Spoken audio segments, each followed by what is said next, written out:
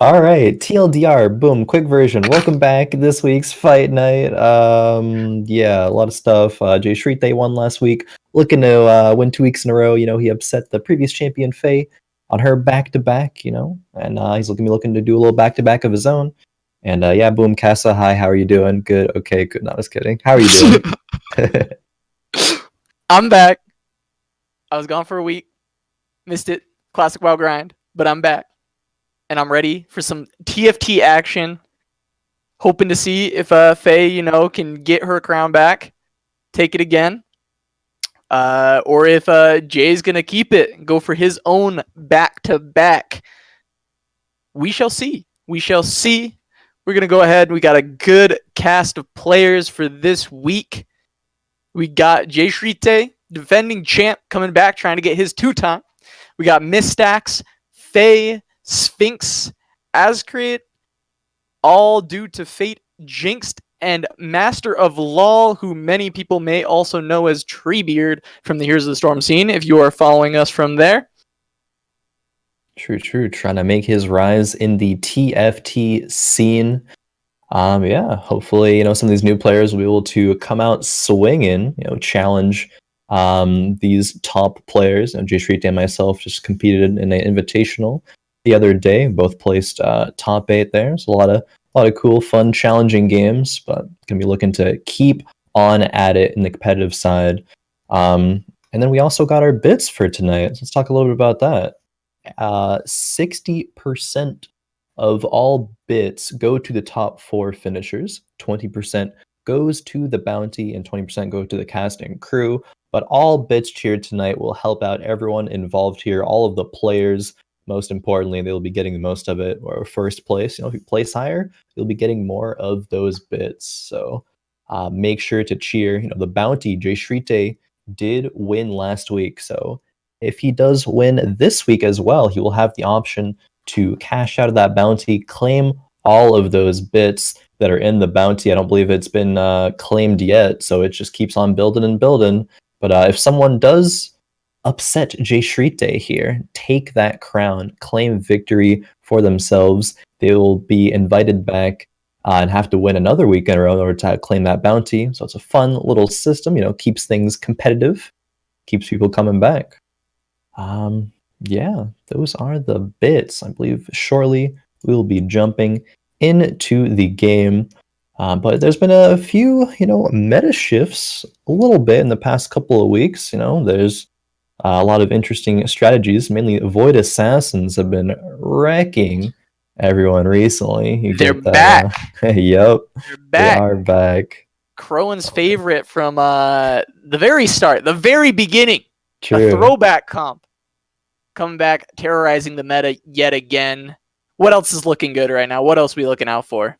Well, besides for those pesky Void Assassins right now, I'll be looking at these players to build a lot of Rangers, Demons, probably some Dragon Guardians. This introduction of Pantheon, the new 5-cost unit. He is a Dragon and a Guardian, so gives a lot more options to those compositions that have Dragons and Guardians in them. And we start up game number 1 here, the Carousel, the mad dash for items. Looks like a lot of players are going for bows there. Got yoinked. Someone actually did get to pick one at the end there. They got a random one. Faye here starting with a sword with the Shen. Now, I think the item priority has shifted a little bit. People are looking for spatulas, swords, and bows as the top 3, and then maybe a rod after that. But yeah, definitely those swords. Guardian's Angel, very important, as well as, as we just talked about, that Void Assassin item. The Void Assassin composition, you need the Assassin item, which is made with a sword and a spatula. Yeah, being able to get that early and activate that 6 Assassin bonus can be huge for that composition coming online. Bows, as always, going to be very popular. Getting into the Static Shiv, Ginsu's Rage Blade, Rapid Fire Cannon. So many great options coming off of that item. Oh yeah, definitely. All those very, very powerful. Some shapeshifters here from Sphinx. Sphinx with 3 of them already. No upgrades yet, of course, with those 1-cost units, but still sitting on the 3 shapeshifters, which would give him the bonus right off of the bat. Especially if he can find some tier 2s that'll give him quite a solid early game. Yeah, definitely. Shapeshifters are kind of a little bit of a struggle to make work early game unless you do get them upgraded. Maybe give your Nidalee some items and give her the wild bonus. Throw in a Warwick in there to increase both of their attack speed. Nidalee is one of those units that can, hold out. So you have a pretty strong early to mid game. You might want to switch those items off after, but early game she will definitely do her job. We have Azcryte here, and then AllDueToFate with a few items already. Sword and a vest, which makes Guardian's Angel, and a bow. So some decent items there, and a tier 2 unit as well. So pretty good start here by AllDueToFate. Yeah, definitely a couple of great items sitting on his bench here. He's got the Knights already with the tier 2 Mordekaiser. Generally not the greatest unit, but in the early game it can definitely feel good to have that T2. For sure. You see Master of Law doing some scouting there. He's got his Ninja Assassin, the Zed already. Can be a very strong early game unit. He also is sitting on a Guardian Angel, as well as that could be a Ginsu's Ridgeblade, or he may hang on to that bow for something else later. Indeed. I mean, those are some pretty good items. They're going to synergize with majority of compositions. There are some items that you might want to hold on to because they fit, a certain specific composition, but those items are pretty universal. So we might see him just slap those 2 items on the unit. Maybe Ginsu's on the Nidalee, as we talked about, could be a good early game carry. Guardian's Angel on maybe the Nidalee, or one of the frontline carries, or frontline tanks rather. Yeah, we do see. Azcryte does have the option to build into an Ionic Spark, which was popular for quite a while, but we've seen that kind of fall out of the meta a little bit recently. Do you know exactly why that is? Well, it was 200 true damage before. Whenever an enemy casts a spell, they take 200 true damage. It has been nerfed a couple of times. I believe it's down to 125 true damage, so pretty much like almost halved. It's still an okay item, but maybe not one you'd want to commit to early game because it's not quite as effective here. We see Azcryte picking up another tier 2 Knight, so a lot of good frontline there. Going to be tanking for his early game. Mistax here. Only 2 items. A little bit of an unfortunate start there. 1 item, 3 gold start is unfortunately one of the worst starts that you can have item-wise in the game. But just be looking to try to stabilize. Your health is a resource in TFT, so hopefully you won't lose too much of it before you can stabilize. Yeah, unfortunately for him, no particularly great items either. Sitting on a Zephyr on the combine of the 2 he's gotten. Not exactly what you want to see early on, so we do expect him to be losing a lot of HP early. That is a completed red buff on the side of Sphinx on the Nidalee, and I did see a completed GA on another board, which I think would have made the 3rd possible GA in this game. Yeah, a lot of GAs coming out. Swords are pretty valuable in this economy, and they are being picked up and dropped by the neutral rounds. Fortunately for those players, there's some more tier 2 Knights coming out by Sphinx. Now, red buff is an item that you don't generally want with every composition. It's good with a few. I would say it's decent in shifters. It's okay for an early, 2 gunslinger start maybe, because gunslingers have a 50% chance to proc an extra auto attack on another enemy. So applying red buff to 2 enemies at once is pretty good. Has the option for it there with the Lucian and the Tristana in the shop, but is opting to stay with the Nidalee and the Warwick for now, with those 2 tanks in the front line. Runs into Azcryte, though, with the 2 tier 2 tanks front line and a couple of assassins. Yeah, they're able to get onto the Nidalee, but we do see, oh wow, a lot of damage going out of the Darius. They're able to take down most of those units, and it looks like Azcryte will be able to take this round pretty handedly. Nilly walked into the Darius spun and Nilly disappeared. Only a tier 1 for now. Definitely be looking to upgrade that in the near future. Jump into our carousel around here. Oh, we see a spatula out there. It's going to be on a gangplank. We'll see if that goes. It's already being pinged out by the players. A couple of bows up as well. Yeah, immediately Mistax goes for that spatula, able to pick that up. AllDueToFate making sure to scout out on all the boards. We did see a Lucian swiftly there. Did not see whose board that was, but it did have a GA and a Ginsu's, 2 of the stronger items currently.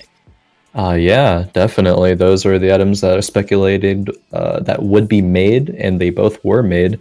Pretty good items to go with a lot of compositions, and good early game as well. So definitely good choices there. AllDueToFate not really getting what he wants here, it seems.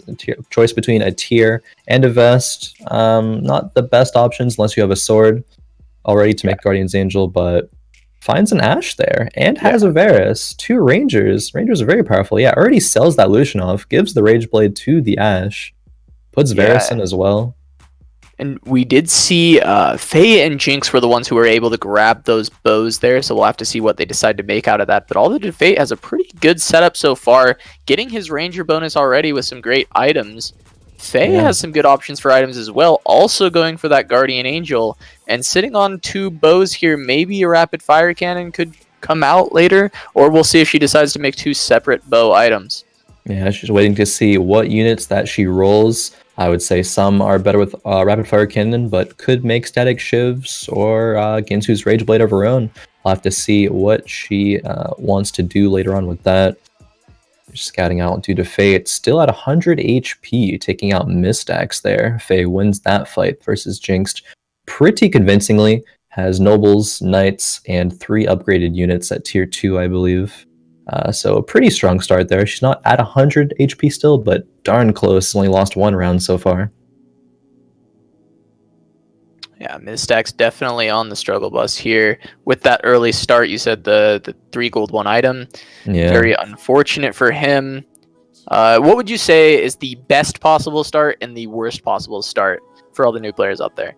Well, I think you have a possibility to roll up to 6 items from the first rounds total. So that would probably be the best start. You know, items are a large portion of Teamfight Tactics, and more items means you're definitely a lot stronger than everybody else. On average, you probably get around 3 items, 3 to 4 items at the start. I would say 3 items, 3 gold is pretty good. 1 item, 1 gold, 3 or 4 items is generally a decent spot to be at there. But also, you could make a full gold star work. Sometimes you won't get any items in the first rounds, and you'll get 9 gold. So a lot of players at that point will tend to build their economy and start gaining gold faster than other players, because for every 10 gold you have, you do gain plus 1 gold. For every 10 gold you have. See, out of Master of Law here, some 3 assassins, some wilds. Might be looking to make a Rengar carry, perhaps, if he finds a couple more. Very interesting to see. Almost everybody is getting this GA Ginsu start right now. Yeah, there's a few. I think this is the 3rd or 4th player that has a Ginsu's and a Guardian Angel already in this game. So fairly even playing field on those items, at least for a couple of the competitors here, and we'll see what they decide to do with it. Definitely. I mean, those are 2 of the strongest items right now, and players recognizing that and getting those items offered to them here. I wonder if Master of Law will end up losing this round. I don't know, Lily's attacking pretty fast and has Guardian's Angel, so I think she'll end up being okay. It is a bit of a close one, though. Yeah, 5 seconds left on the timer as well, but he is able to pick that up. It's a little bit of gold there.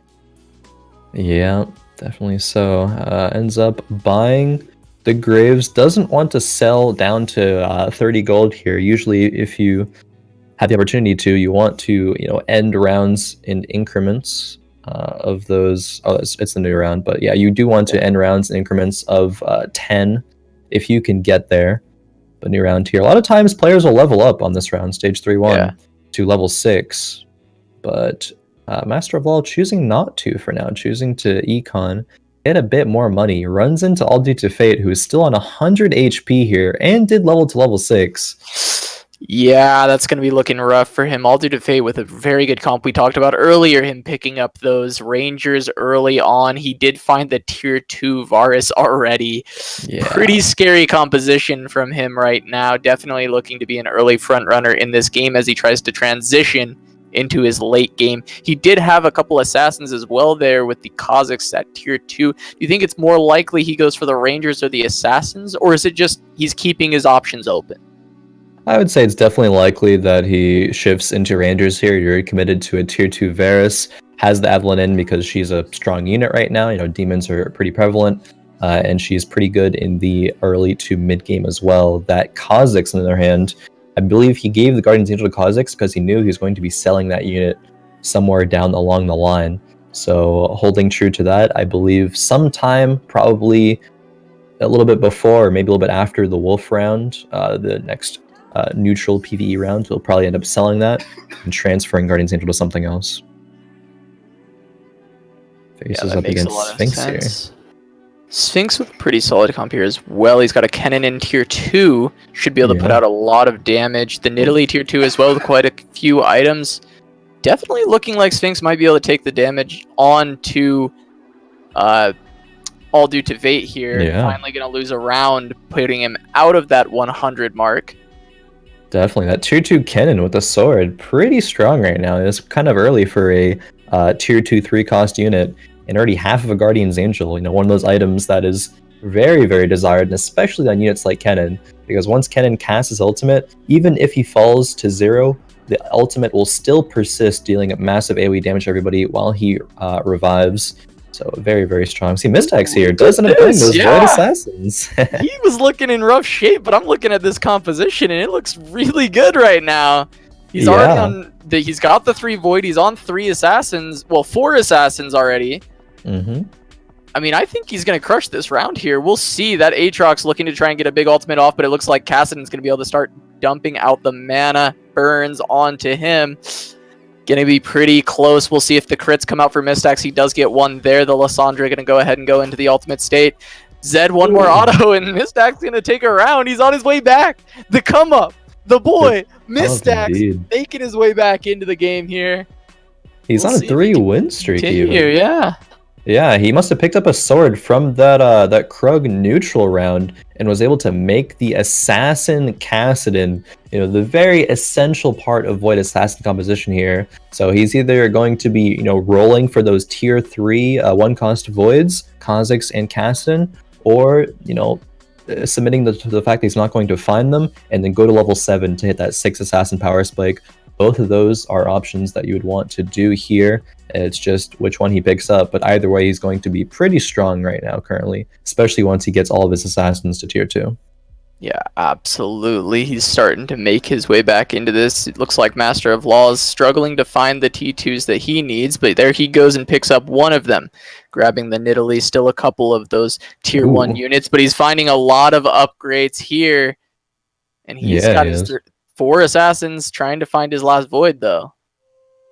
Yeah, doesn't quite have a Kassadin or a Cho'Gath. I wonder, this is a bit of an interesting start by Treebeard here. He's not full committing to Void Assassins, still has the Nidalee in there as the carry. I think there's still a few routes, Treebeard or Master of Law definitely has his work cut out for him here. He's on lowest HP out of the lobby, so we'll see if he's able to make it work. Up against a brand 2 though at this point in the game. Holy moly, that is very strong. Yeah, he's got the Kennen as well. Lissandra too. Yeah. I mean, Jinx with a very powerful composition. Those elementalists in the early game fallen out of favor a bit over the past couple patches, honestly, but still in the mid game, always going to be a powerful composition, especially if you can find a tier 2 brand. Definitely. Master of Law there just took 20 damage to that composition. I think maybe nothing died on the opposing side, or maybe one thing died. It was very, very minimal losses, though, and huge losses for Master of Law. He's going to be trying to roll it down, see what kind of upgrades he can find to stabilize here, because 27 HP with another whole round to go before Wolf neutral round, not a good look. Definitely not a good look. Absolutely not. We're going to see if he can find any way to stabilize, but he's also going to be starved for gold as he tries to keep himself in the game, while a lot of these other players are able to keep an economy of around 30 gold. Oh, we're going to see this yet again. We're going to see how much damage Jinx is able to do. Mistax versus Master of Law going to be another one of those matchups that's important. But Azcryte saying, I'm going to lose this round. I'm going to take this time to scout. Yeah. Saw that brand 2. I mean, it's so early to find a brand 2 on level 6. Oh, no, Master of Law losing some more HP there to Mistax. Unfortunate to run into Mistax, as I do think he does have one of the stronger compositions right now with those Void Assassins. Yeah.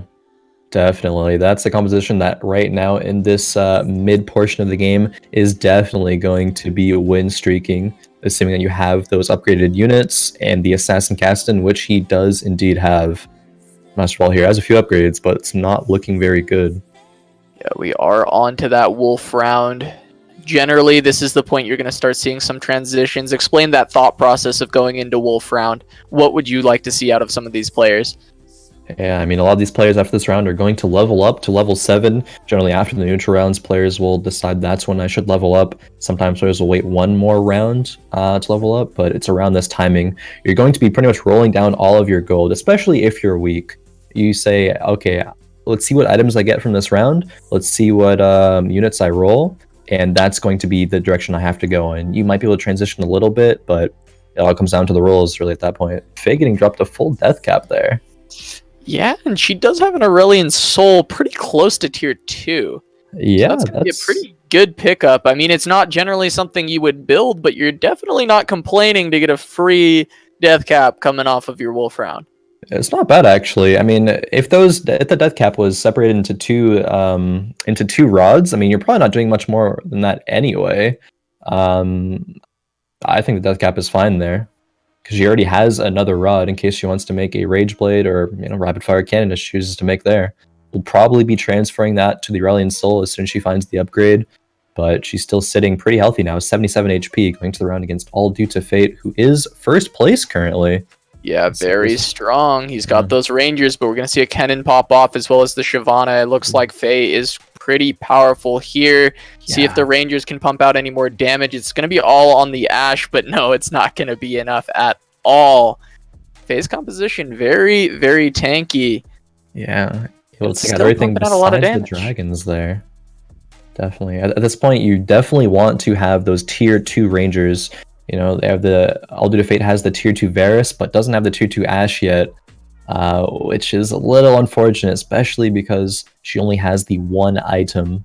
I think AllDueToFate will definitely take some losses here, but it's okay because he was so strong earlier that he has the HP to work with for him to sort of stabilize going into this, mid to late portion of the game. Yeah, we've got Master of Law here on 8 HP. Going into Sphinx, that's probably one of the better people he can run into. He's got his Shifters, Assassins, and Wild, a couple of T2 upgrades, but we'll see if he can actually stay alive here. Looking at that Pike, trying to see if it gets a big stun. Probably not going to be enough as that tier 2 cannon rips through his composition. It's going to be close, though. Still very, very close. The Demon Burn on the Gnar, not letting it get its ultimate off yet. We're going to see it gets it now, and that probably will be enough. The Nidalee should not be able to stay alive long enough, and Master of Law is going to hang on just a little bit longer. Hanging on to that 8 HP. Indeed, dropping Sphinx to 29 HP there. A lot of players found upgrades. Mistax actually finding that tier 3 Kha'Zix. So that Void Assassin composition continues to come online. There's Cho'Gath. Yeah, there's the Cho'Gath. Now, Cho'Gaths are a bit expensive with this composition. Generally, you're okay with keeping the Rek'Sai in. Maybe you're strong enough or have enough economy to search for that tier 2 Cho'Gath, but I might even prioritize just leveling up to level 7 or rolling to find that tier 3 Kassadin. Both good options here. Yeah, and we'll see what he decides to do still on that level. We'll be leveling up pretty soon just from the normal XP gain. But he's very strong with this Assassin's composition. And even though this was a pretty close fight, looks like he'll still be able to take this one as well. That Kassadin with the Assassin buff and the Dragon Claw just ripping up these enemy teams. Yeah, I mean, that Kennen, if that Kennen had gotten his stun off, if his ultimate persists for long enough, he will stun everything around him, then it might have spelled disaster for Mistax there, but even still, Kassadin has that Dragon Claw, so is 83% resistant to magic damage. I think he still might have won either way, but it was still close, though. Mistax definitely going to be looking to get some further upgrades, whether it be leveling up or Pantheon. It looked like there was a race for that Pantheon. Master of Law really wanted to get that, but Sphinx was able to pick it up. Master of Law is going to grab the Kale with the BF sword on it. Mistax picking up. That's going to be his second Cho'Gath. It looks like maybe he didn't have an item left on the board that he wanted, so he prioritized the unit to try and see if he can get that tier 2. Maybe. It's definitely possible. I'm not quite sure. I have to see what he wants to make with that after. Yeah, no, he doesn't have anything available. Hey, he could just sit here and go 6 out of 5. Yeah, 6 of 5. If your bench is full on a carousel round and you pick a unit, it will stay in, and you can have, you know, more units than you have levels, even without the Force of Nature. Looks like that is the route that he wants to do here. Will that be enough, though? That is the question. It's only a tier 1 Cho'Gath. Does have the Void buff, but even still, a tier 1 Cho'Gath doesn't deal that much damage. But a CC might be good enough. Yeah, we'll see. If it can get the ultimate off, I think it will be worth it. And it looks like it may know it is killed during the animation, does not get it off, but that Pike stun was massive going across the entire team of Faye, and Mistax going to take this round over Faye, who is currently sitting in first place, but not for much longer there. Yeah, oh, and Master of Law was not strong enough, runs into Jinxed with that Brand 2, Kennen 2, all upgraded Elementalists. Wasn't enough for him, unfortunately. He's eliminated in 8th place, but that is okay, because you don't lose points for getting 8th. You still have a chance to come back in the next few games. So that's what I'll be looking to do here. Faye does have that Aurelion Soul tier 2 with 3 items. That's a scary looking Aurelion Soul. Yeah, unfortunately, the Kassadin from Mistax last round just got on top of it and mana burned it, so Aurelion Soul couldn't ultimate that time. But against most other players, not all other players, it will be extremely strong. Yeah, and it's got some good items on it. What would you say are the most optimal items you could fit on an Aurelion Soul? Because I feel like Faye's pretty close. Oh, definitely. I would say Rapid Fire Cannon and Morello's. Morellonomicon would definitely, which are 2 items that she has, definitely top 2. I would say making him a demon and having another demon might be the best, but a death cap definitely is not weak. He'll be doing a lot of damage there with that. Yeah, AllDueToFate running into Mistax, but the Glacial might be enough here. Getting a lot of these good procs here. Going to be a close fight. I think the Kazakhs may have been able to take that down, but we shall see. Maybe. Oh, man. Yeah, Mistax going on that win streak is able to pick up that win. Yeah, super, super close one there. We see Faye here with maybe the option of Shapeshifters or Elementalists with a couple cannons on the bench. We will see. She's 2 out of 3 Shapeshifters right now, and also finds the cannon, though. Just needs 1 more Elementalist to be able to have that synergy. Has 3 dragons, though, and 3 sorcerers. Very, very strong at this point of the game. So had Guardians in, but now decides to take out the Leona and sell that away to make some more money. Yeah. Puts in the tier 2 Jace instead, and then grabs the tier 2 Kennen. Throws that in. Very close to a couple synergies, as you stated. Indeed. 1 away from Elementalist, 1 away from Shapeshifters. I think Faye is strong enough right now to get 3 items here, so she'll be even stronger. Get some decent items too, actually. I would consider making a redemption. It synergizes very well with Guardian's Angel, as the fact that if you do fall in Guardian's Angel, you will revive, and it heals you for 1,500 HP. Decides not to do that, though. Decides to make Warmogs. Also a very good item on Shyvana, especially if she goes for 3 Shapeshifters, which she'll probably be looking to level up in the next 2 rounds. Find that 3rd Shapeshifter and have her Shyvana be one of her threats along with Aurelion Soul. I think with building that Warmogs, it's very likely that that's the route she wants to go down. It kind of signifies that she does want that Shapeshifter bonus, and she will be going for that over the Elementalist synergy instead. Oh my gosh, that Aurelion Soul doing so much damage, but Mistax still kind of staying in it. The Cho'Gath getting a big ultimate and a lot of crits coming out from his assassins, but Morgana is able to complete her ulti there and get the stun off. That might have been very close if that had not happened. Indeed, Sphinx dropping 7th place here.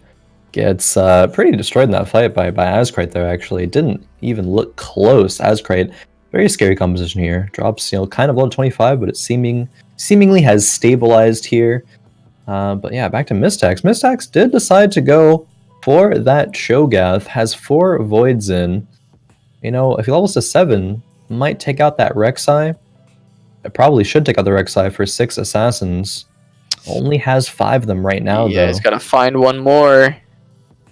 Yeah. Finds another Pike, but doesn't even have that at tier 2 yet. Yeah. Decides, hey, I will put that Rek'Sai back in for now since I don't have the 6 assassins. We'll see if he's able to Mistax take had out Azcryte. arguably the worst start in this game. Yeah. But he's really made his way back into this one, able to find a couple of those assassins early on. He's doing pretty well for himself. He will lose this round, but...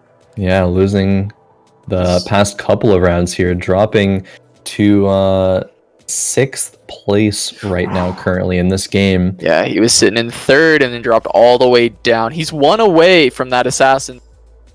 So we'll see what happens when he's able to pick that up, if he can kind of start bringing himself back into this. AllDueToFate able to find all of the tier 2 rangers.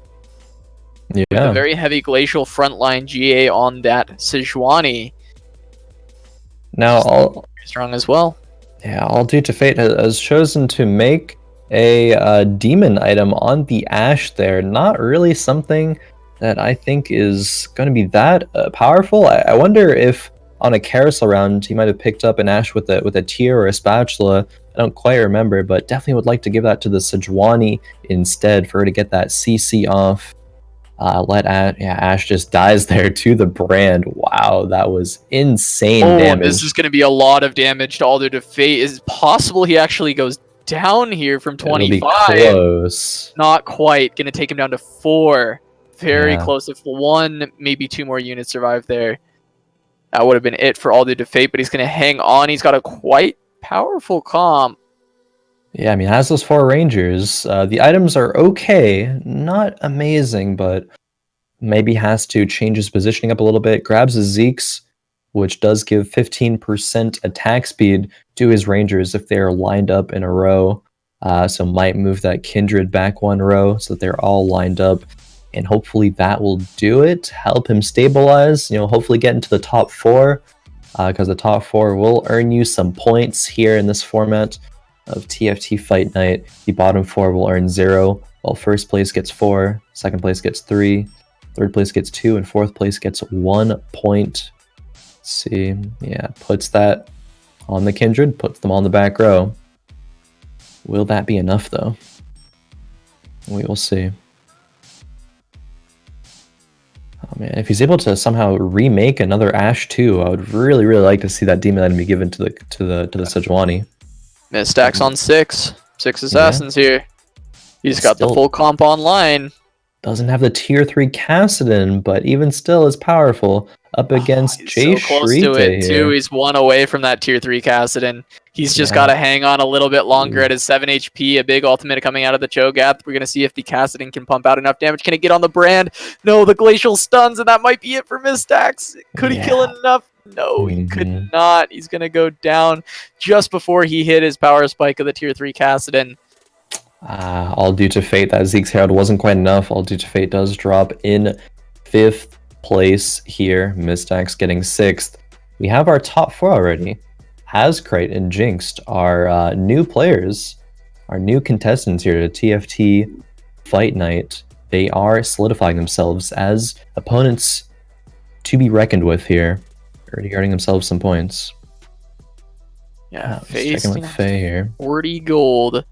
Yeah. Econing out of her mind with a really insane composition already. 3 sorcerer, 3 shapeshifter, demons, dragons. She's got everything right now. She found the Swain to make her shapeshifters, finding pretty much the best one she could. Oh, that Aurelion Soul damage is over 1,000 per ultimate. Might end up falling here, though. The Shyvana's going to stand back up. We'll see if it'll be enough. The Aurelion Soul's going to get 1 more off. My. Just melting. Insane damage there. Yeah, I almost thought Faye was going to lose that matchup for a second, but Aurelion Soul said no. Pumps out those 1,000 damage ultimates there, and adds the power of a tier 2 Aurelion Soul with full items. She's on 50 gold here at level 8. Definitely going to be favored to win this game from this position. I wonder what she'll choose to do, whether it be roll for upgrades or level up to level 9. She could do either or. She's one away from 3 Yordles, one away from 3 Elementalists, one away from Hextechs. I would almost like to see Elementalists just get a little bit more beef in this front line because this Aurelion Soul is pumping out so much damage. I think finding a brand even is with the Sorcerer buff is going to be an amazing pickup for her as well. Oh yeah, definitely. Brand a very, very strong unit right now. She gets a Zeke's Herald. I wonder what she'll put that item on. Is going to line up her units in the back row again. Is choosing to roll instead of level up here. Finds a Karthus. Very, very strong unit, especially if he's able to be upgraded to tier 2. Now, without the Elementalists, I wonder why she still has Lysandra in, as she isn't really doing that much. But I guess enough to warrant still being in the composition here. Yeah, it could be for just a little bit of that extra crowd control on one of these frontline units, but it does seem like there could potentially be a better option to be leaving in right now. Ooh. See as it goes down, does snipe the back line. Aurelion Soul able to pump out a lot of damage, but it is a dragon comp to go against. Dragons against dragons. This Swain might be able to proc soon enough, but it might not be enough. The Morello's able to prevent a lot of healing. He's going to go into that Guardian Angel. It's a very close fight, but Faye's able to take it just barely over Jinx there. Indeed, that was a definitely close fight there. You know, dragons are good against dragons, as Aurelion Soul, you know, taking 83% reduced damage with that dragon buff, and also, you know, dealing 83% reduced dragon or magic damage to the enemy dragons. So those fights will come down to the last couple of units, and it just depends on who has the slightly, you know, better composition there. Azcryte still holding on in second place currently. You know, JSchritte 3 HP, Jinxed at 15, Azcryte 19, but Faye still sitting strong here at 58. No one wanting to hit Faye right now, and I think it was JSchritte that did hit Faye, and we'll see if he will go down. Jinx versus Azcryte might be even enough that they both live. We'll see a lot of damage going out. Trading back and forth, hard to see exactly who's going to come out on top, but we do have a very healthy Gnar with a Dragon Claw staying alive against both these mages, and that probably will be enough to take down Jinx here. Azcryte able to take that out, but going to stay alive is Jinx, and JSchritte did fall to Faye. The last person you want to see on the other side of the board is Faye, still the queen of Fight Night with 2 victories in it so far. But Jay did get the best of her last week. Indeed. Faye looking to solidify herself again as champion, saying, Jay, last week was a fluke. I'm looking to reclaim the crown here tonight, and is coming out, you know, making a statement here in game 1. Clearly, you know, the healthiest player right now, has the most gold, has the highest HP, has arguably the strongest composition. And we'll see right here with the Hextech disabling 2 units worth of items there. Oh man, I didn't even see her check that in, and I'm not sure if Jinx did either, or Azcryte did either, as he does get 2 of his items knocked away here. That Dragon Claw helping out this Gnar quite a bit, but we do have the Shyvana possibly able to do enough damage. No, Azcryte might have a pretty good shot at this one. The Gnar's finally going to go down here, and the GA procced on both of the Shyvanas, but that's a Bloodthirster on this one. Ooh. Down to the last auto attack there. That was really close. Could have gone either way, actually, but Faye maintains the win streak. Jinxed actually follows to a clone there. Not sure whose clone it was. Probably Faye's, if Jinx was eliminated there, but down to the top 2 here. Faye versus Azcryte. Both players deciding what they want in this carousel here. There are 2 complete items, Infinity Edge and a Shojin's. Both decent items. Not like tier 1 items, but definitely decent. Ends up putting Infinity Edge on her Shyvana there. Wire, so I think getting just another full item and slapping it onto this carry Shyvana she's got here may prove to be enough to get that little extra oomph to send Azcryte to the graveyard. Yeah, maybe. Puts in 3 Yordles here. Levels up, puts a Gnar. Gnar's also a shapeshifter, so if he ends up transforming, we'll have 60% bonus HP here. I wonder if that will be the difference. It's up disabling the brand there. Azcryte actually didn't move the Shyvana and the Gnar, but gets a little bit lucky there. Yeah, Jace knocking the Morgana away, so it did not get its ultimate off this time, and it does get sniped down by the Aurelion Soul. Yeah, Faye is going to be able to do a lot of damage here. It looks like this might be it. We'll see if the Shyvana and the Gnar can pick up any more kills, but it's not looking likely, and that should do it for game number 1. Faye going to pick up the first win and all the points from that game. And we'll see if she can carry that momentum to the rest of this. Faye coming back strong, and yet another fight night, picking up a first place finish in the first game. That was strong. That was scary. Faye played that game very, very well. Her composition, her items, her units, all of them were top notch. Played her win condition, was able to farm up gold to go to level 9, even if someone else would be contesting her later on in that game. But that was very, very dominant performance there by Faye. Indeed. We'll be getting these scores up on the screen very, very shortly, but Faye, first place, earning 4 points. We do know that, so she will be leading into the next 3 games. And there are 3 more games for our competitors to clap back, try to earn some points of their own, maybe overtake Faye. Yeah, and Azcryte, one of our newer players coming in, one of our new players, hasn't played a fight night yet, able to pick up 2nd place in his first game, getting 3 points. Jinxed, yet another one of the new players coming in, getting 2 points for 3rd place. And Jay, the defending champ, getting 1 for that game, so still keeping himself in it, making sure to score. Every single point matters in fight night. Indeed, so it does. What happens going into game 2? We saw a couple strong performances. Mistax had a really rough start and almost brought it back. We'll see if he can do anything in the next few games as well. Yeah, indeed. Hopefully so. Like to see some of these newer players, challenge the top 2, Faye and JSchritte for this title. These competitive matches, all very, very strong players, challenger, grandmaster players, top of the leaderboards. It's some of the best action you're going to see in Teamfight Tactics right now. This is where it all happens. This is the competition. It's where you get into that, and you can support all this competition here tonight by cheering some bits. Make sure to support these players. It all helps out everyone involved here tonight, but mostly these players. And yeah, we jump on in to game number 2. A lot of players going for the spatula here and the sword. Faye gets it. Faye was able to swoop in and grab it. We saw a mad dash for that spatula there. At least 3 players going in, maybe more. I didn't see where the bows went because I saw that big action right on that spatula there. So we'll have to go around and see who was able to pick up those bows as well. But Faye did get the spatula. Sphinx grabbed one of the bows. And we'll see what else. Azcryte looking around, scouting, see what items went where. We saw JSchritte with the other bow there on a Varus. Indeed. See, Jinxed here has a belt. Not really one of the items you want to pick up at this portion of the game. But yeah, that mad dash. There was 4 or 5 players around that sword and the spatula. Both very contested items. Master of Law does get the sword. I'm not sure if there was another one.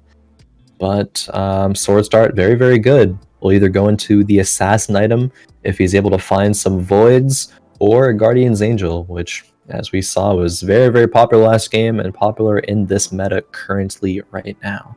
One thing that I always found interesting is Zed is such a good early game unit. So you get a Zed with a BF sword, which can build into quite a few items that help you make your Zed a carry. If your first 5 units on this bench don't look good, do you keep it?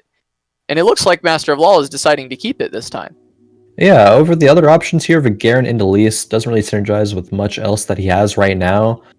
So I would probably choose to keep the Zed here as well. If he's able to roll a tier 2 Zed perhaps, has another sword and has a tier, could even make an Infinity Edge. I think Infinity Edge Zed, he slaps. He does a lot of damage. It's one of the only units that I would build an Infinity Edge early on. Like, I would consider that, because if he can find that tier 2 Zed, he's got quite a few rounds that he can just ride and coast on the back of that unit. Yeah, definitely, and it even transitions well into some units later on down the line. Definitely one of the items popular on that Kassadin, if someone does choose to run Void Assassins. Also popular on things like Draven. Could be used on other carries, but isn't quite as effective there. Mainly an assassin item, though. or a Draven item. We will see. Oh, Master of all here. That's Wow. the T2. That's it right there. Oh wow, wait, he come on, actually build the Infinity Edge. Do it. Come on, do it. Put it on. wow. Another Zed in the shop actually. Do That's you grab it at this point? Do you invest? Do you start looking? it's just gonna be Zeds on Zeds here. Yeah, he's makes doing that it. Infinity There Edge. we go. I There like we that. go, Master of LoL. I love it. Oh, I'm excited to see because, like you said, Zed slaps when he's got that.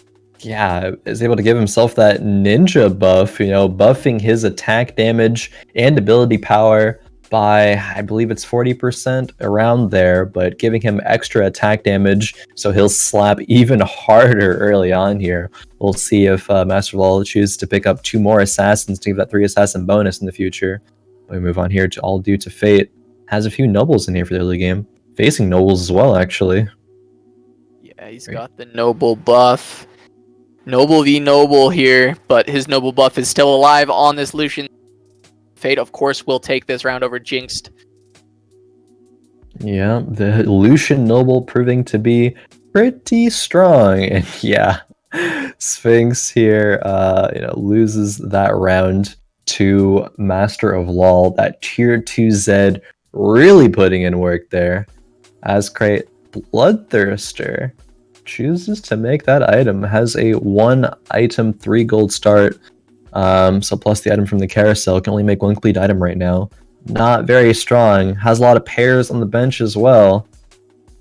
Let's see what Azcryte chooses to do here. Choosing to complete this Bloodthirster, it seems would be to try and help himself from taking too much damage at this point. He did have the option of a tier 2 Camille there. Yeah. Decided to pass that up. Not to take it here. I mean, it probably wouldn't have mattered against this tier 2 set Infinity Edge, but I probably would have liked to see where'd that unit go? I blinked. I missed it. What happened? Oh, Holy getting moly. absolutely deleted by that crit. The first auto just say, get the fuck out of here, Mordekaiser. Sending him to the Shadow Realm. He did 38 damage. Mordekaiser stepped up, slapped once, and got absolutely deleted, decimated. Oh my gosh, but he does grab the Camille in the end here. We'll see if he does go for some Blade Masters, try and help him prevent some damage from coming in here. Yeah, I think that might be the best option here, but we'll see what he chooses to do. Faye, on the other hand, here has a few nobles as well. Chooses to put in the tier 2 Warwick and the Nidalee, opting out of the nobles and into the wilds. So yeah, a lot of options, a lot of pairs on the bench here. We'll see what she chooses to hold on to and what she chooses to sell. Yeah, how do you feel about that play? It is a tier 2 Warwick, so it may be a bit stronger, but you are losing that very strong noble buff, especially in the early game, in order to switch it out for the wild buff, which has seen some buffs over time. It is quite strong. Yeah. How do you like that in general? That trade off. There's a lot to think about there, a lot to unpack with the tier 2 versus tier 1 and the 2 buffs. Generally, early game tier 2 units are stronger than minor synergies. You might have noble buff, but it might hit a unit in the back line that won't really do much for you. It won't be as tanky in your front line, so it ends up not mattering. But you get a more consistent results by having that strong tier 2 unit in there, especially as your front line, so that your Lucian Nidalee can be in the back and deal more damage. So I think I do like that play there by Faye. Yeah, and we'll see Mistax picking up the bow that was on this carousel. See a couple other items coming out here. We see a couple tiers being picked up by Sphinx and AllDueToFate. Faye grabbing that Zed. Master of LoL, of course, wanted that Zed very much in order to complete his tier 3s. Hey, maybe he ends up going for There's it. another one. Oh, he would have had another tier 2 Zed if he had caught that. Putting 2 tier 2 Zeds in at this point, that's not bad at all. You'd love to see that. Yeah, I for sure would have done that. It would have been very, very strong. Instead here, chooses to put in 3 assassins with no other assassins on the board here. So if units are in the corner, they will not move because there will be only assassins jumping at them. So we'll check this out here. That opponent, Zed Faye here, actually goes 5 out of 4 units. The Zed stays in the corner. Nothing to jump to. But Master of My All Zed God. here is slapping. Did you know that Faye actually had a Lucian in? You know, I might have saw it for a moment at the start of that fight, but then I didn't see it. Like, Yeah, you know, if you 2 blinked, seconds after, you would not have even 2 realized seconds that after. there was a Lucian on that board at one point. It was Where no did he go? longer there immediately after the start of that round. Zed doing so much damage. I just want the T3. I just want the T3 Zed. Get Full committal to more that items Zed? on there. Just commit. Just commit to that Zed and see how far it can go. Hey, we will see. I'm excited to see if that's the route that Master of All chooses to go. But Jinxed here, economy focused, probably will go up to 30 gold this round. Might choose to sell some things. Has even pirates in. Pirates, not something that people generally go early a lot of times, but really wants to make this money. See if it ends up being worth it. If he's able to kill a couple units, not lose too much HP, that extra econ can be worth, but generally the issue with pirates is, well, this happens. You start to lose a lot of health. 2 gold this time, though. Love to see it. Yeah, didn't actually need to sell that Varus if he had wanted that, because he did pick up 2 gold, but picks up a pair of Tristanas as well, which are not too shabby. See Sphinx here with a tier 2 Braum and a couple of Rangers sitting at 93 HP on a win streak. This is a pretty good spot you want to be at if you're a Ranger player. You know, you're a couple Ashes away from the upgraded Ash 2, but you're 1 Varus away. So definitely not bad. Yeah, he's got a very big front line right now, which will give these T1s time to do the damage they need to, but he definitely needs to find those tier 2s to continue this comp into the late game. But for right now, it's very strong, very, very good spot for Sphinx right now. Master of Law, of course, has not lost with his Zed yet. Definitely a good turnaround from the first game where he was having a lot of trouble, but now it's, it's absolutely chunking. 600 damage crits coming out of this Zed right now. We got 500 bits there from I believe it was Tadsky. Thank you very much for those bits. You know, keep those bits rolling, everybody. We want to be able to, you know, support these players, you know, reward them for coming out here tonight, providing glorious entertainment for us in these TFT Fight Night matches. So yeah, thank you very much. We see a few other items on the bench here for Master of Law. Still seeing 100 HP. This tier 2 Zed's carrying his early and his mid game. We'll see if it continues to do work throughout the mid game here. Wants to see if he wants to make another item. Maybe a Hush. Yeah, it looks like it will be a Hush. Yeah. Up against Jinxed here. Still watch this TF. Watch this TF. Oh, it didn't crit this time. It lives for a little bit longer. The second hit from that Zed crit for 700 damage. Gnar does go off here. Oh boy, yeah. Jinx taking a ton of damage. He's econing though, 40 gold. Those are some chunks, for sure. Yeah. Definitely so. Azcryte here, 4 win streak. Taking out AllDueToFate. See Sphinx here. I believe Sphinx was the Ranger player. Dropping that win streak that he had. Yeah, has good items though. Has the static Shiv as well as the Rage Blade. Those are, you know, probably best 2 items you would want on an Ashe. Maybe you want either another Runans, or sorry, another Ginsu's, another Shiv, or a Runans there as your last item. Maybe even a Dragon's Claw, depending on how many magic damage comps are going to be in this game. But needs to find that tier 2 though. Yeah, just to make sure that it doesn't get one shot from across the map from something like an Aurelion Soul like we saw in the last game Faye had. Getting that Dragon's Claw could be very good. Mistax Assassins yet again. Holding true to the Assassins. Ashe living for now though. For a long time. Yeah. Definitely made that pretty rough for Mistax. He's going to take quite a bit of damage from Sphinx here. Big chunk coming out of his HP as well. Master of Law going to a 7 win streak, still at 100 HP. Oh yeah, Jinx still making money. Is on level 6 with 57 gold here. Probably the richest player in this game, but also the lowest HP player. Tied with Mistax actually, 43 HP here. Yeah. not sure what direction he'll be looking to go, but needs to find something. Yeah, where's his transition? Where is his transition? What is he going to do with this here? It looks like he's got a bunch of nobles. It looks like he wants to go for that noble, but he's not going to survive long enough for that if he keeps going this direction as far as HP. Yeah, I'm not quite sure here. He's choosing to spend some of the gold. If he wins, he'll be able to sell that Fiora for 40 gold total, but will be taken out here in this round by Sphinx. Drops to 30 HP. Lowest in the game currently. Definitely has the work cut out for him. Not even at the wolf round yet and already that low. Not a place you want to be at. Yeah, absolutely. Mistax was finally able to win a round as well, keep himself up at that 43 HP mark. And we missed it, but Master of Law lost his win streak. And he lost a lot of health on that one. I believe the Zed at that point has been outscaled, running into a stronger composition at this point. But Master of Law does have health to work with here, so we just talked about health as a resource. Be looking to use that, maybe tank a couple more rounds, lose a bit more HP, but find a solid composition to transition into the mid to late game later on. See Azcryte here, also very, very rich, 61 gold.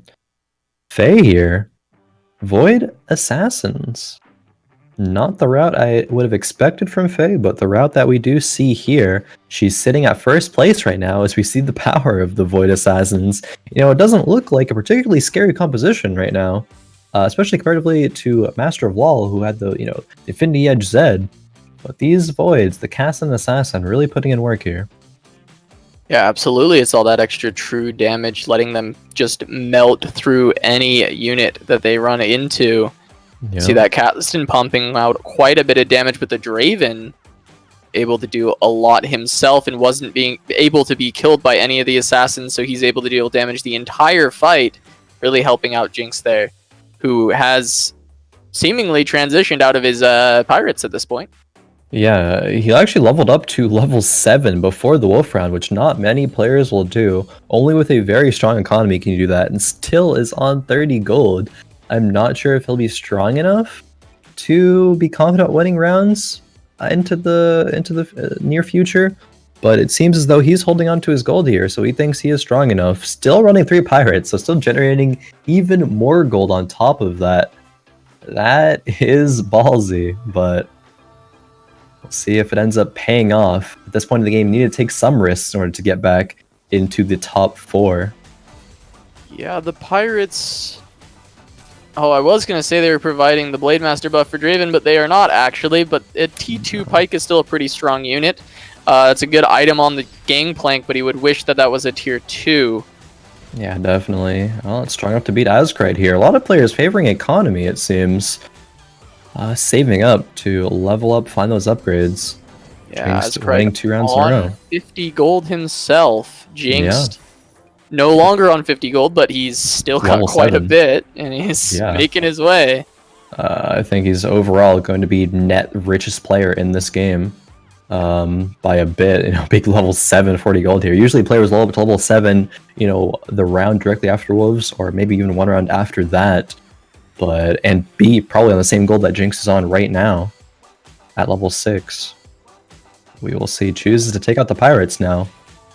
Yeah, finally giving up on them. I think they've made a lot of gold. They've made enough gold for you, Jinx. It's time to say goodbye, and he does. And we'll see how the strategy works out. He's very low, but we'll see if he can start coming back into the game here. Ooh. That's not really the item you'd want to see pop out of the Wolves there, because you could have made a rapid fire cannon for a Draven, which will be extremely important to have. And the making the Ginsus, and the Guardian's Angel for that Gangplank, but instead is working with this right now. That's so unfortunate. I will say not the worst, because there are quite a few assassin players in this game, and so having the ability to ignore the crits is going to be helpful. But yeah, as you said, you'd probably rather have the 2 items individually. Rapid fire cannon, though. that item that does say, I don't care about Phantom Dancer. I'm going to hit through that crit dodge anyway. But the Casanova was swiftly dealt with in this fight. I think Mistax might actually fall here. Yeah, he's dead. Yeah, Mistax having a rough one here. Gonna drop out in 8th place. The Assassin's just not working out for him. It seems a lot of players are trying to force those, and it's making it a bit hard to get what you need. Yeah, definitely. It's awkward when there's even 2 players rolling for Assassins to get those upgrades, let alone 3. And Mistax wasn't able to find the items and the units he needed fast enough and falls in 8th here. The next lowest player is Jinxed at 30 HP. See, Master of Law here at that, that Zed is able to make it into a Guardian's Angel on him. I wonder if he'll still transition out yet. He might. Assassin jumping into the backline here this fight, though. This Zed makes me so happy. Every time it just gets one of those big crits, it just knocks down a unit. Oh my gosh. Yeah. Feels good. The Gnar there. Oh man, moving every unit that he could there. Tier 1 Gnar doing most damage, more than even that Tier 2 Zed with the Infinity Edge there, that fight.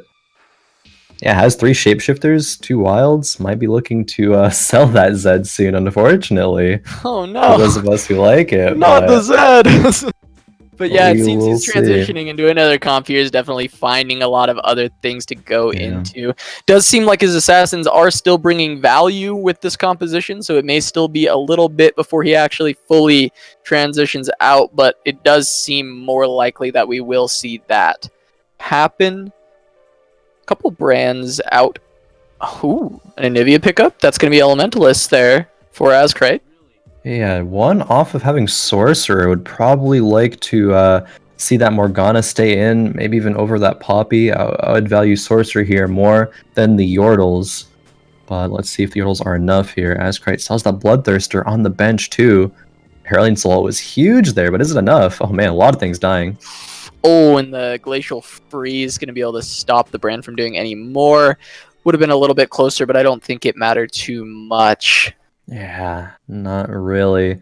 It was a close one, though. Almost was able to pick up the win. Still has that Bloodthirster not being utilized. It's not very good with the composition that he has right now, so a little bit of a punish from building that item early on isn't quite what's going to be very valuable for his composition here. Maybe giving it to the Aurelian Soul just for some extra stats, or the Aatrox even, but we'll see.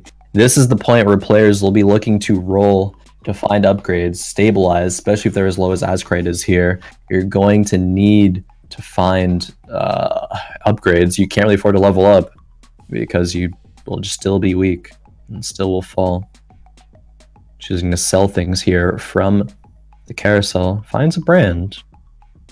Has a bow. Needs to roll here. He's got to find that tier 2 brand. He finds the Kennen. Can he find more? That's going to be the real question here. There's a Swain. He's going to pick that up. Potentially looking for those Anivias as well. Sells the Aurelian Soul there. Finds another one here. A little awkward. Doesn't choose to pick them up. It gets to be 1 second left. Ooh, puts the Morgana in automatically because didn't put in another unit. Has a tier 2 Kennen with Umbrellas, but it's not on the side of most of the enemies here. Yeah, it might wait to proc though. We'll see. It's gonna start to proc here. It's only gonna really hit that vein. That's not what you want to see. Moves in, maybe gets a little bit more of a stun. The brand are gonna be able to pop an ultimate off here that will probably get quite a bit of value as the Kindred ultimate is already down. It's not gonna quite be enough. Azcryte's gonna stay alive. Yeah. But he will take some more damage that he might have been able to avoid if he's a little bit quicker there getting his units out.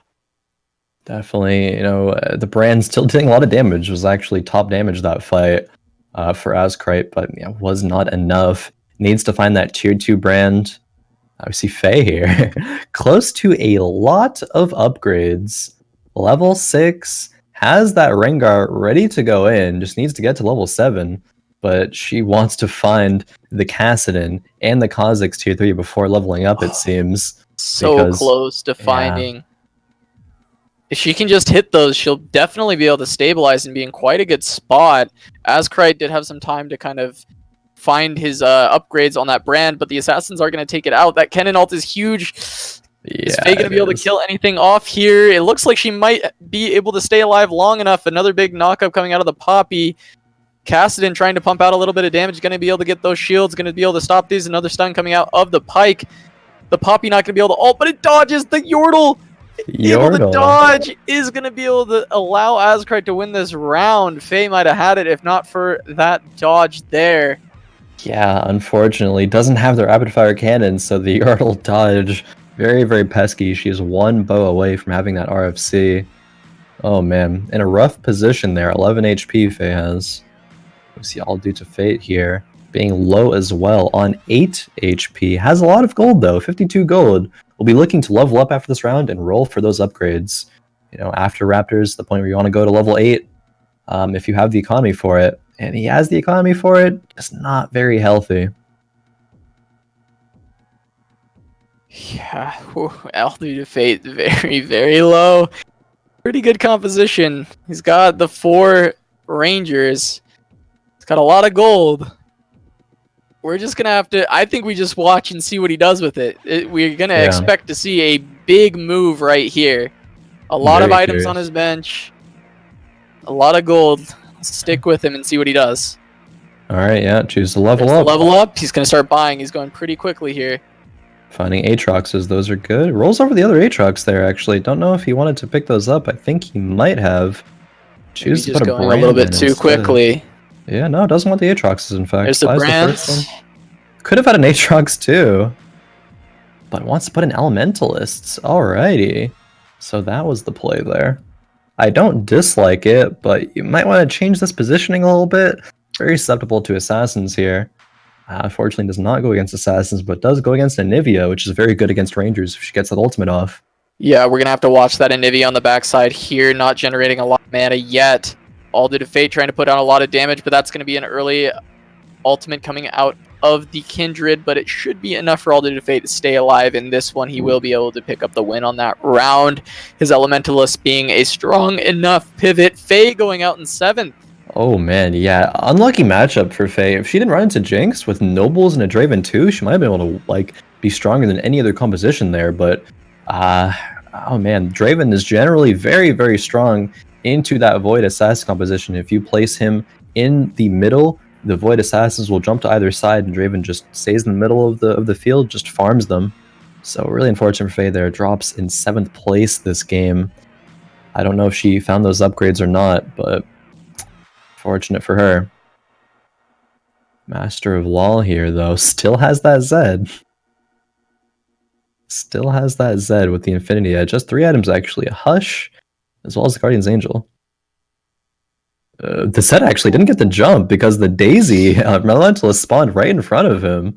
Yeah, that's going to be a big Sejuani ult, though, and a huge Gnar ult. I don't know if he's going to have enough damage, though, to really follow up on top of this. Oh, yeah, it's not Glacials. Yeah, no, taking a big hit there, dropping down to 8 HP. That was not what you wanted to have happen there, Master of Law. A little bit of, I think, rearrange of position there. And it would have been a way, way better fight. A lot of players on level 8 here. A lot of players on very low HP. Yeah. One really cool thing to note about Jinx, though, is since he made that transition at 30 HP, he hasn't lost a round yet. Yeah, so those Pirates actually paying off for Jinx, as he made quite a lot of money. Definitely. I'm curious to see what exactly comes. Oh, yeah, he has those Nobles. He was working towards those Nobles and did end up finding them. Has a Yasuo, has a Draven. I mean, this composition was very, very strong a couple of patches ago, but even right now, with Nobles being nerfed, it's still decently strong. Noble buff, giving 50 armor and 50 magic resist to everybody. See if he's able to beat Master of Law here. Has the Zed been outscaled? We will see. Yeah, oh, the Gnar and the stun from Sejuani, quite a bit of damage, but that Draven is still alive in the backline, putting out a lot of damage. We see the Redemption coming down. Will it get a big enough heal? It will, and Draven's going to be able to clean this up pretty easily, I think. Aurelion Sol not quite doing enough, unless we see a bunch of crits in a row, which I don't think we will. No. Master of Law is going to... Did he stay alive? No, he did go out there. So did JSchritte there, actually. Both players not earning any points, just barely out of the top 4 range there. Azcryte got second place, I believe, in game 1, and is in yeah. the top 4 for game 2 as well. Azcryte holding out strong. It seemingly was a little bit weak earlier, but it's stabilized. Yeah, he'll be solidifying Yeah, at the least bare 4 minimum, points he will total. be tying Faye, yeah. Because Faye Yeah. did drop out at 7th in this game, so even if he goes out here, he will be able to even up the playing field. Jinx has the opportunity to take the lead. Yeah, As does Azcryte, we will see, but Jinx with 2 points as well. A little bit of an unorthodox composition here by Azcryte. Not many synergies. 3 Elementalists, 3 Yordles. Generally, you'd want, 3 Sorcerers or something else, but is making it work. Is kind of saying, I might not win the game, but I wanted to get top 4, and that's what my composition did here, is get top 4. I'm not sure it's going to be able to win against Jinxed. The Brand getting stunned by the Leona for 7 whole seconds. That is not what you want to have happen. Yeah, that Kennen ult not hitting quite as many targets as he'd like. The Cho'Gath going to be able to get a pretty good value, but that Kale 1 not able to get enough hits off here, and Yasuo and Draven are going to run through the composition of Azcryte, and he will fall in 4th. AllDueToFate dies after him, so Azcryte does end up in 4th, and AllDueToFate will pick up a 3rd place finish here, grabbing some points for himself. Jinxed. 2 points. Currently in 11 win streak. Jinxed is guaranteed here actually to take the lead in this fight night. Will be scoring either 4 or 3 points. Already has 2 for himself, and that will make sure to put himself in the lead, but not by much. No, not by much indeed. Puts in 2 gunslingers here. Not a very strong upgrade, but we'll see if it is enough. The corner comp, the Rangers, 2 Rangers, Ellie's of Sphinx. Everything's getting glacial. Yeah, a lot of damage, a lot of glacials going out. We're going to see if anybody can take down Jinxed here. The Jinx is actually getting quite a lot of splashes. His namesake going to be able to pick up quite a bit of damage into Sphinx, and actually... Is that 1 HP? Not quite enough. It's almost 1 HP. 1 HP around 30, Sphinx. Around 30 damage was dealt there. The Noble is proving strong, even still in this meta here. Oh man, Sphinx, really good items in the Ashe, but doesn't have 4 Rangers, has Guardians, which are, pretty good versus Draven, but it's still just not enough. Just needs more damage somewhere, and doesn't quite have it. A Redemption on the Varus, not really going to be doing too much for him, as Varus will be, one of the units that are taken out last in the fight. Sword of the Divine on the Dragon there, and a Morello's for Jinx will have way better roll in the item here. Already has one on Leona, but will definitely put this on the tier 2 Yasuo. Can't imagine anything else, yeah. Yeah, there he goes. There's not really many upgrades for him to find at this point. It's pretty much just the Kale and the Jinx. He just passes up on a Jinx and gets another one. Yeah, maybe he doesn't want it. I mean, I would probably even take out the Jinxes and put another Yasuo. To be honest, that might be better. Chooses to pick up the Pantheon. For the Guardian buff. Yeah. A little bit of extra survivability. Doesn't even need it on the Draven. He feels like just keeps the Draven in the corner. Only has the Guardians buffing that Garen. Sphinx repositioning to the middle here. Will it be enough? Yeah, we're going to have to watch these Rangers. I'm keeping my eyes on that Ashe. It's trying to pump out quite a bit of damage. We're going to see the Kale going to go ahead and put an ult out there. Pantheon jumping into the back line, trying to put a lot of damage out, but it looks like Jinx comp is going to be way too strong with these Nobles. Never losing a round after econing with those Pirates. A pretty unconventional strategy, but it worked out really well for him, dropping so much HP early, but econing out of his mind. Yeah, extremely well played by Jinx there. I'm very impressed. Not many players can do what Jinx just did in that game. Holding on to his win condition, being able to find it, transitioning into the Draven, finding a Yasuo too, and that just propelled his victory right there. I think it was on either 11 or 12 round win streak there to claim first place. Very impressive victory there. We're going to have the scores updated in just a moment. But as always tonight, feel free to keep those bits going. A lot of good competition coming out here. Didn't expect that result, but it is the result we got nonetheless. Faye, JSchritte not earning any points that round. Azcryte as well, one of the newcomers, saying that I am here to compete. I am here to win, here to claim that fight night crown. And yeah, we get a score update here. Jinxed actually 6 points. Yeah, he's Azcryte and gonna Faye. take the lead Yeah, over Jinxed won. Faye, who did get 7th in that round, but she's still in contention for this one. Still at 4 points with Azcryte, tied for 2nd behind Jinxed. We've got Sphinx with 3 points, and we see a couple more points scattered around. AllDueToFate with 2, and Jay sitting on 1, the defending champion. Still in this. There are 2 more games to go. Yeah, it's still anybody's fight night here. 2 more games to go. Players could, earn up to 8 more points if they win the next 2 games. I think we are going to be heading on over to break. 5 minutes. Don't go anywhere. We'll be right back with some HeroesHearth TFT Fight Night. See you soon.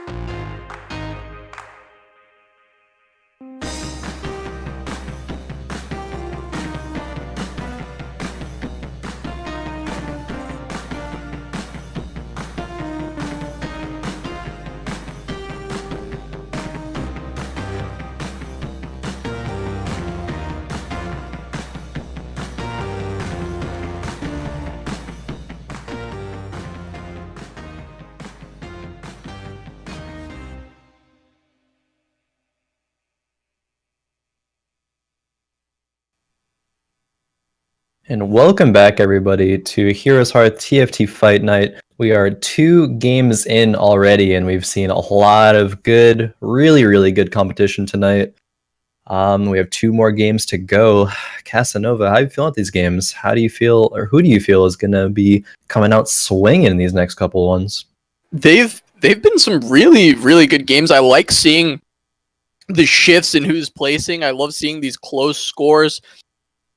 Generally, I feel Faye does exceptionally well in these fight nights, but and I expect her to still place highly. But right now, I'm looking at Jinxed. I think that was a very impressive round 2, going for that really ballsy pirate composition early game, econing so heavily, and then transitioning at 30 HP with all that gold he had. He had such a huge lead in the economy department at that point, really utilizing his health as a resource.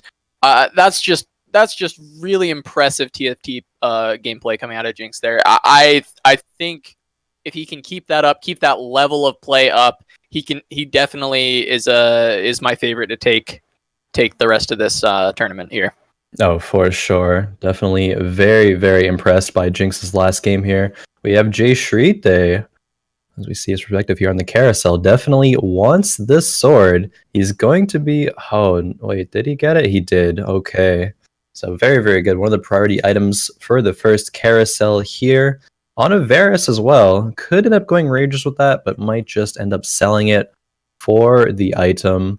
JSchritte only 1 point so far, so definitely needs to get either first or second this game to have a chance of winning, I believe. Could theoretically get third and still could win, but it would require a lot of these top players to place in the bottom 4 this game, which you can't really count on, so some moves are going to have to be made right now. Let's see, Sphinx with a bow, AllDueToFate with a chain vest. Not bad, but not the best item here. Yeah, it can still turn into that Guardian Angel if he's able to find the items that he wants. But overall, just looking at the individual chain vest, definitely not providing too much for him. Yeah. Jinxed, not able to find really anything off this opening board offered to him, but that's pretty standard. We'll have to see what he can grab in the future.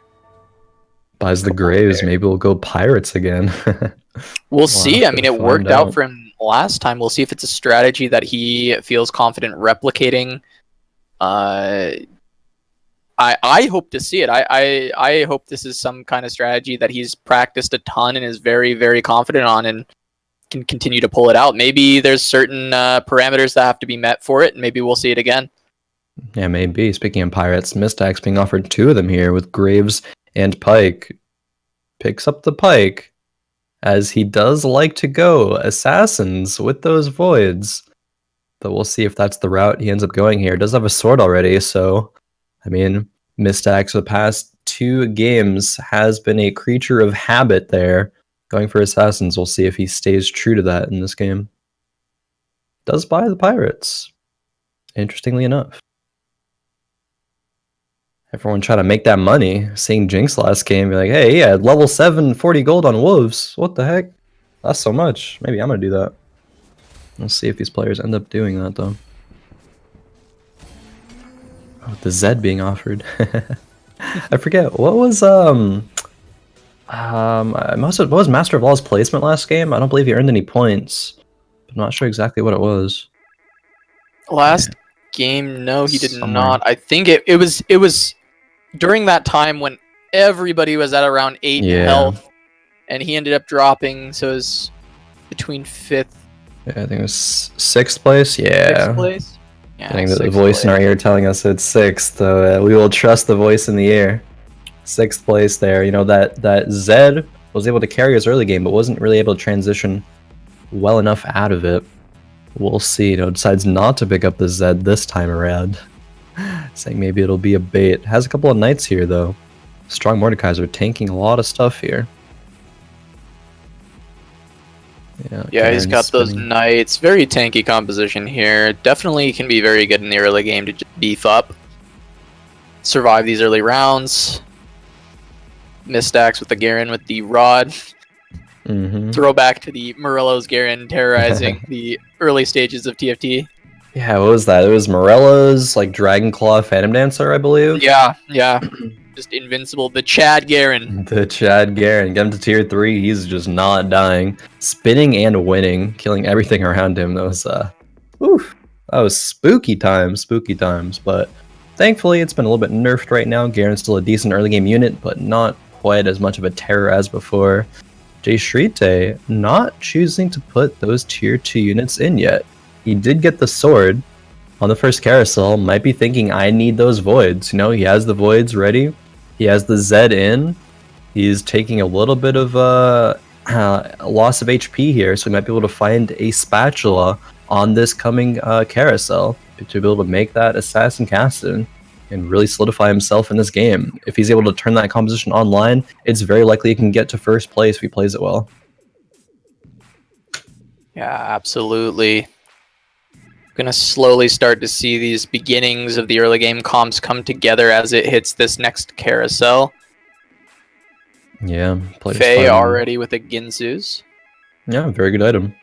One of those items that you're really not scared to make early. Has 2 Rangers already. This is a super early Ashe and 2 Varuses, and a Braum to sit in front. You know, both tank a lot of damage and enable the Glacials. Braum and Ashe are both Glacials. He goes ahead and levels up here to get the Knight synergy as well. Yeah. Very much banking on getting that win streak, I believe, is what her thought process is.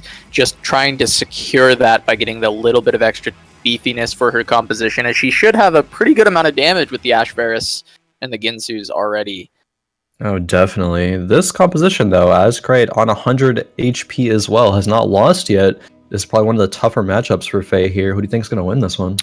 She got the freeze on the Elise. It wasn't quite enough. I thought she might be able to get it before the transform. It's looking pretty rough with Azcryte being able to get a little bit here. It's going to be all on those freezes and this Morgana ulti. We'll see. Oof. It only hits one. That's going to do it. Faye able to take that one with that Ginsu's attack speed ramping up on the Ashe. Yeah, definitely. Yeah, that level up, putting those knights there might have made the difference that round of Faye winning or losing. That 15 damage reduction on every attack definitely did work there. You know, Faye really wants that bow or the sword. She's mousing over both of those right now, being like, please save them, but nope, does not get them.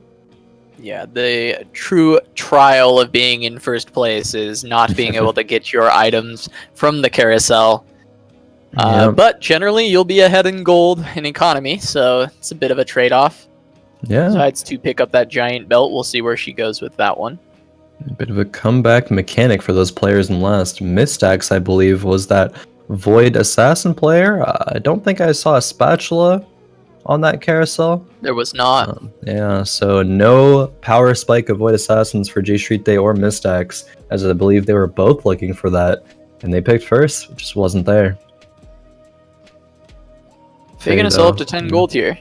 Yeah, she does a bit preemptively. Perhaps could have saved an extra unit and won the round. Just choose to put the red buff on the Varus. She really wants to maintain this win streak. Red buff's an okay item for Rangers, but not really one you see all that often in this meta. No, it's very much more a strong early game item, giving extra damage, giving a little bit extra HP as well, but also the main thing is the healing reduction if you run into anyone that has a little bit of lifesteal. Warwick, luckily enough, for example, was one such character. But just getting any power she can on the board right now, I tend to like the strategy of trying to get that very strong early game and win streak. I do prefer it, but it's not always going to be your best. I mean, saving those items for something else could end up being much better. It's very there's a huge trade-off there. It's you get that early advantage, but then down the line, if someone's able to really stabilize the game, you might be a bit behind by not having the other items you could have made. Indeed. I don't know if you saw Faye's roll there as we switched off of it. Just as the roll came in, she found the Varus to hit tier 2 Varus and another Ashe. So she's one Ashe away from tier 2 Ashe. I did miss that, but that's absolutely insane. That was insane for sure. JSchritte here, level 4 with 20 gold. looking to go some assassins or some brawlers. Has a couple of those. He has a couple routes he can go here. I Oh, just man. noticed the Garen. The Garen. That's another form of Chad Garen here. Ginsu's Garen. Haven't seen that one. Ginsu's BF Garen. Oh my god, Mistax. You got this crazy Garen popping off. I mean, slamming people with this sword. It beat JSchritte, sent JSchritte down to the bottom. Mistax saying, "This is an early game power spike for me. This Ginsu's Garen's gonna do some work." Yeah, obviously he's picking it up as the fact that he's thinking he will sell this Garen later, and he's just hanging on to those items for now, making sure he can use them to help him win rounds, and very possibly Garen having those items helped him win that round. I mean, that Garen was doing quite a bit of damage. It did proc heavily on the Ginsu, survived the whole round, and so its attack speed was pretty high. Yeah, it was very low HP too. So if it didn't kill units quite as fast, he might have indeed died and lost the round. So it's those small advantages that really make or break your composition, your life total in TFT here. Checking back with Sphinx, also going Rangers. Jinxed tier 2 gangplank at level 4. I don't know if I've ever seen that. That's actually very, very interesting. Choice of making a second Ionic Spark as well. Do you think he'll end up doing that, or might save those items? Oh, well, it's again that kind of trade-off of early game versus later on, right? If he builds the Ionic now, it might give him a big power spike right now, having double Ionic. That's a lot of damage coming out, but then down the line, as this game scales, he might run into a little bit of trouble not having some better item options. Yeah, Jinx finding a really good roll there. The Ferris too. Also Matlock with the 1,000 bits. Thank you very much. Hashtag Team Faye from the Matlock. Sticking with the Queen of Fight Night, trying to give her some energy to get another victory here. Indeed, those bits all going to players, cast, and crew. Very much appreciated for sure. Jinxed that tier 2 gangplank.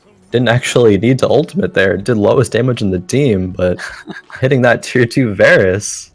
Very, very strong. All tier 2 units right now. Ooh. I'm curious to see where Jinx goes with this composition. Doesn't have a lot of money right now, but has a very, very strong set of units in this early game here. Yeah, and there's not many synergies either. It's just a lot of units that are just powerful units at tier 2.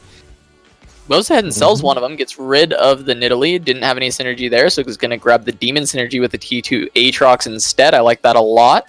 Yeah, I like this so much, actually. Nidalee with no wild buff doesn't really contribute that much. Doesn't really utilize the ability power that you get from Ionic Spark as well. But you know who does? Varus with his ultimate there. That line projectile will be dealing a lot of extra damage there with that Ionic Spark. That's an early Yasuo. Level 6, 0.5% chance, by the way. Getting a legendary unit. Oh man, Varus lining him up here. Ooh, that was dirty. Ooh. Sphinx finds that Yasuo, but he's also going to find about 10 damage to the face here from Jinxed. Going to put him down a little bit there.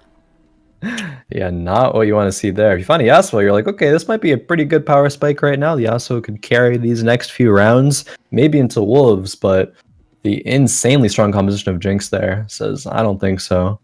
Jinx leveling up to 6 here. We check him with Master of Law. Lot of gold, and actually is on a decent amount of HP right now.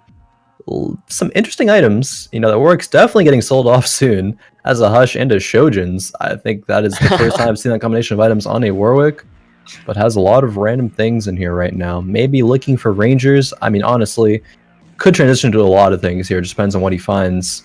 Might be willing to level up to 7 and just roll it down. Try to find some of those upgrades or just strong units. Just powerful units, yeah. See if he can start just stacking those 5-cost, those legendary units. See what he can get. The Warwick going to be able to jump in and get an ultimate off. Now we'll see that Shojin come into play. See what he can do. The freeze might be able to save him here on the Kassadin. No, it's not going to be enough. He's going to go ahead and lose a little bit of HP here. Warwick pumping out the deeps. Topping the charts. Yes, I mean, you look at the items and the units that he has, and wouldn't be surprised that Warwick tops the charts there with those items. doesn't really have that much right now. A lot of players opting to go Rangers, or at least have Rangers as an option. I think there are maybe like 10 Varuses and like 5 to 6 Ashes on the board. And there are, there is a limited amount of units in the whole pool. And a lot of players, being like, hey, if I hit those tier 2 Rangers, that's what I'm going to do. And it's going to, screw other players out of finding them, or at least make it a lot harder to do so. We go to the third carousel here. What are these players trying to pick up here? Azcryte picking next. Wants the sword? Doesn't want the sword? Doesn't want the sword? Wants the sword. A little bit of indecision there, but swords are very good. Does choose to pick that one up. Scouting board. Yeah, so many ranger players. Rangers, assassins, like one shifter player. Azcryte, the shifter player. Maybe there's one more outside of that. Check back in with JSchritte here. Has a Rengar with pretty good items. Only 4 items in total here, so a little bit low. Might hopefully get some upgrades in terms of those items on the Wolf round coming up in a couple rounds here. For now, hoping that Rengar will carry him.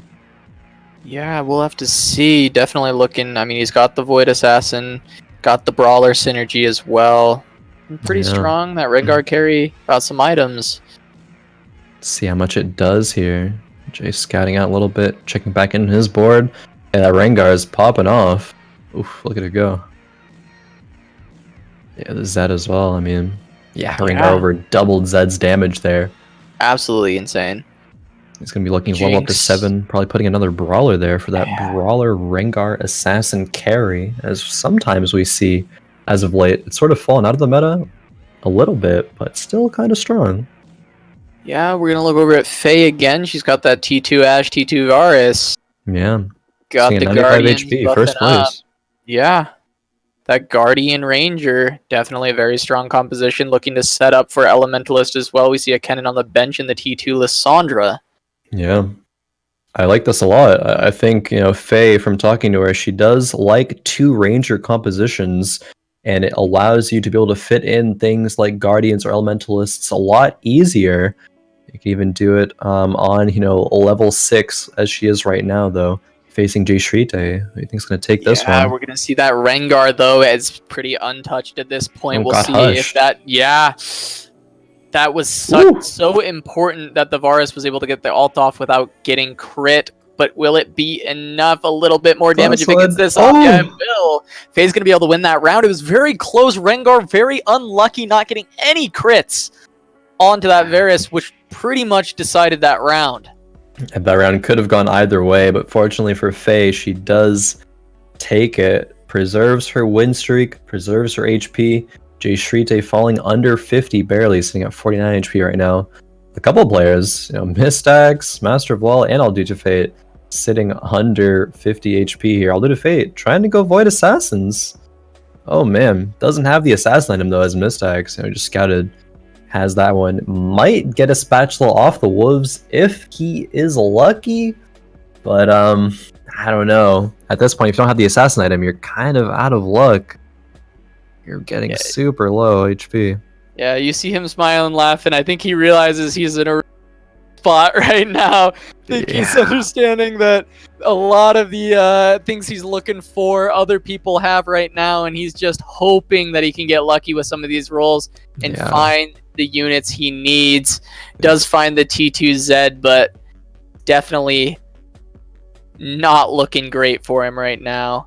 Doesn't have much of a choice. 3 Void. Yeah, chooses to make that Frozen Heart pretty good Pike item. Pike will apply Frozen Heart to everything he jumps over, as well as everything he dashes through with his ultimate. Yeah, rolled it down, tried to find some upgrades, was not able to find that many.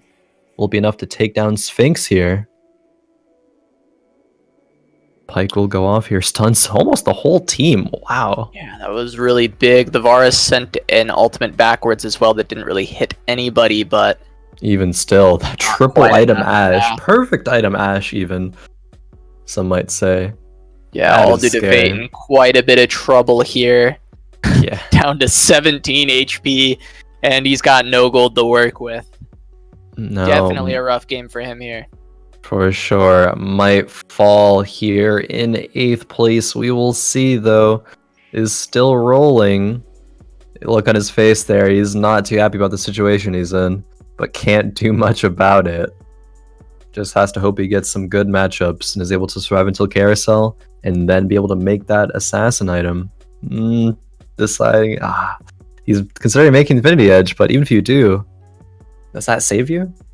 Faces Mistax, arguably the more powerful version of him right now. Yeah, that tier 3 Kha'Zix yet again in the assassin item cast. Definitely going to be putting out a lot of damage. We see it hitting onto the Rek'Sai right now, but that stun will come out from Pyke. But the counter stun from the other Pyke going to hit all 3 units. Yeah, actually, AllDueToFate's got it. A little bit luckier with the crits there, maybe. He's also a level up, so he did have an extra unit in.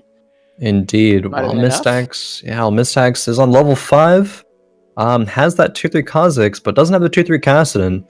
If he had that tier 3 Kassadin, might have been able to do that there, but still is 3 Kassadins away. Also, only a tier 1 Zed that probably made a bit of a difference. I don't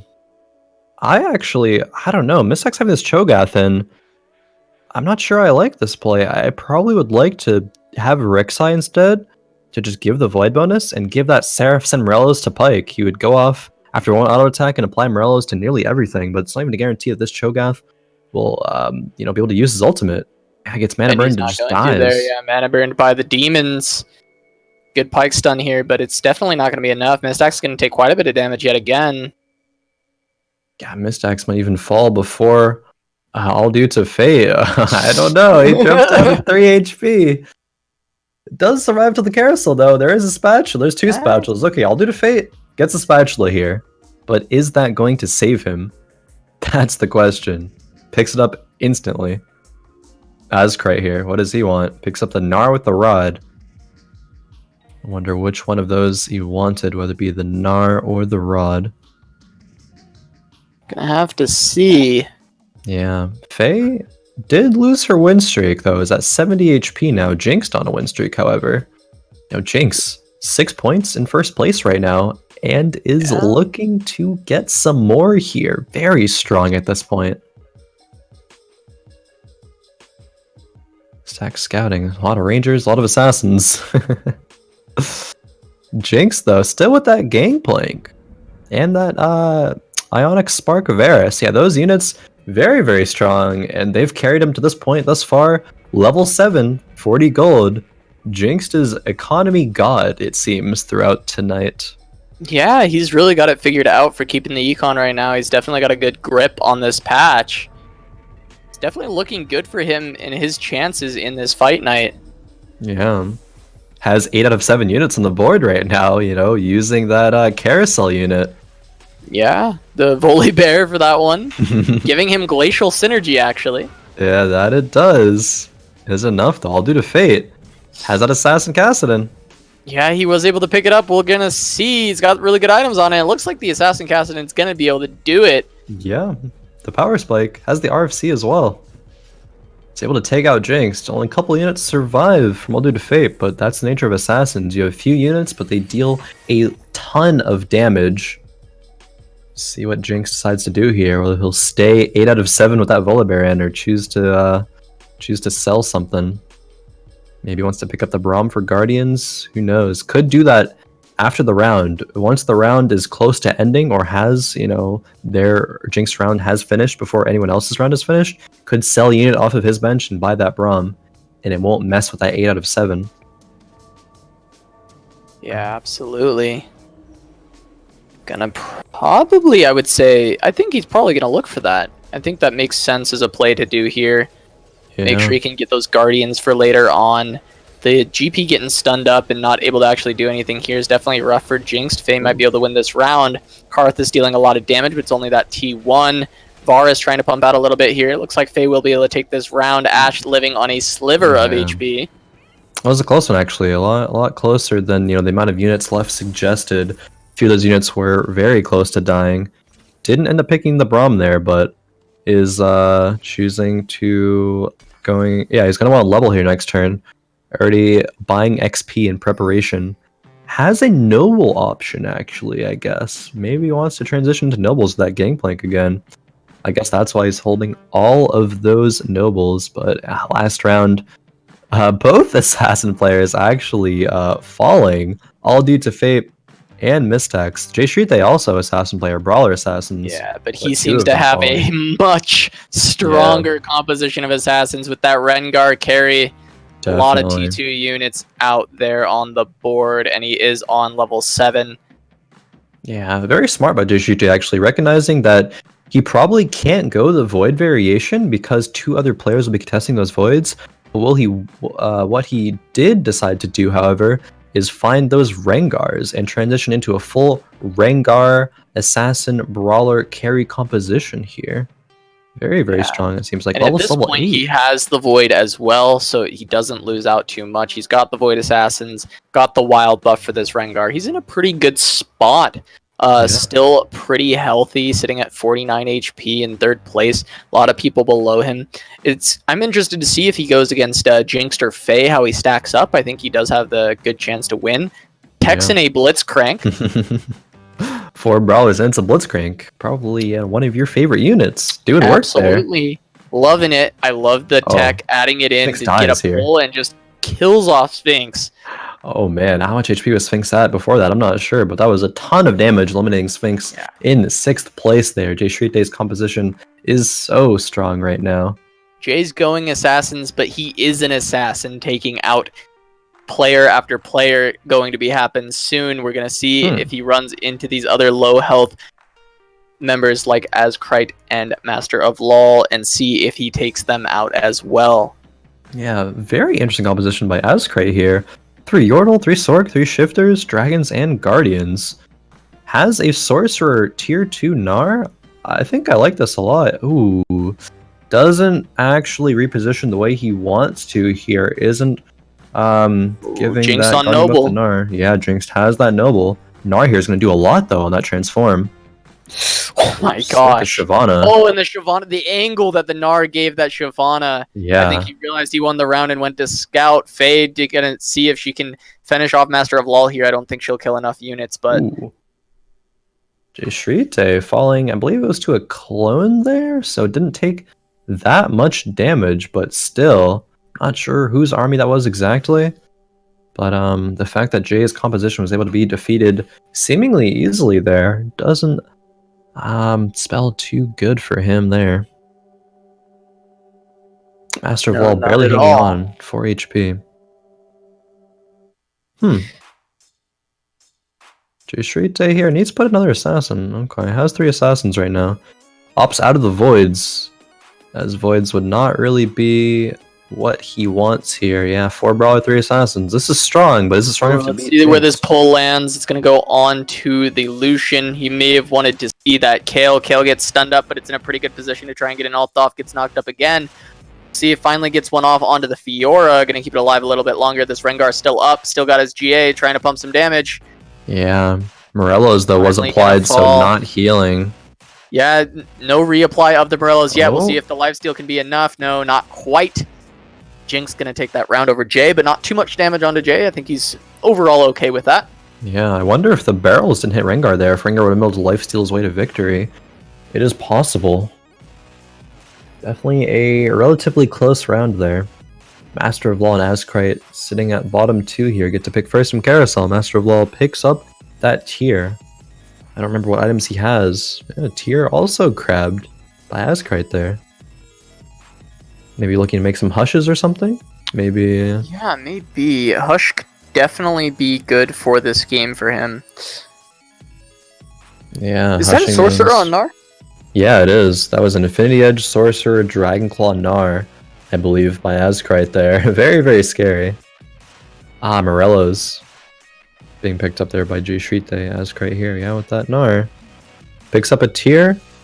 Doesn't have any loose items here, so just pick up a tier to make something else ultimate a little bit faster. Maybe he's even looking for tier 3 Gnar. He's 2 Gnars away. Takes out Guardians actually in favor of the other Gnar. I think I like this play actually.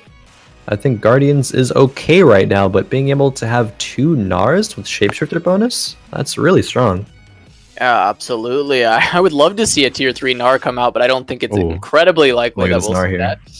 Oh, they're all jammed in the corner, so he's not being able to get it, but the second Gnar will go off, push them out. That's a lot better. The two big BB lads putting out some damage, putting out some crowd control. Yeah. And he's going to take down Master of All.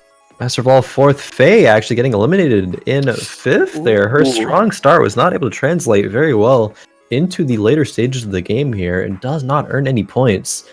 Master of Law, though, puts one on the board.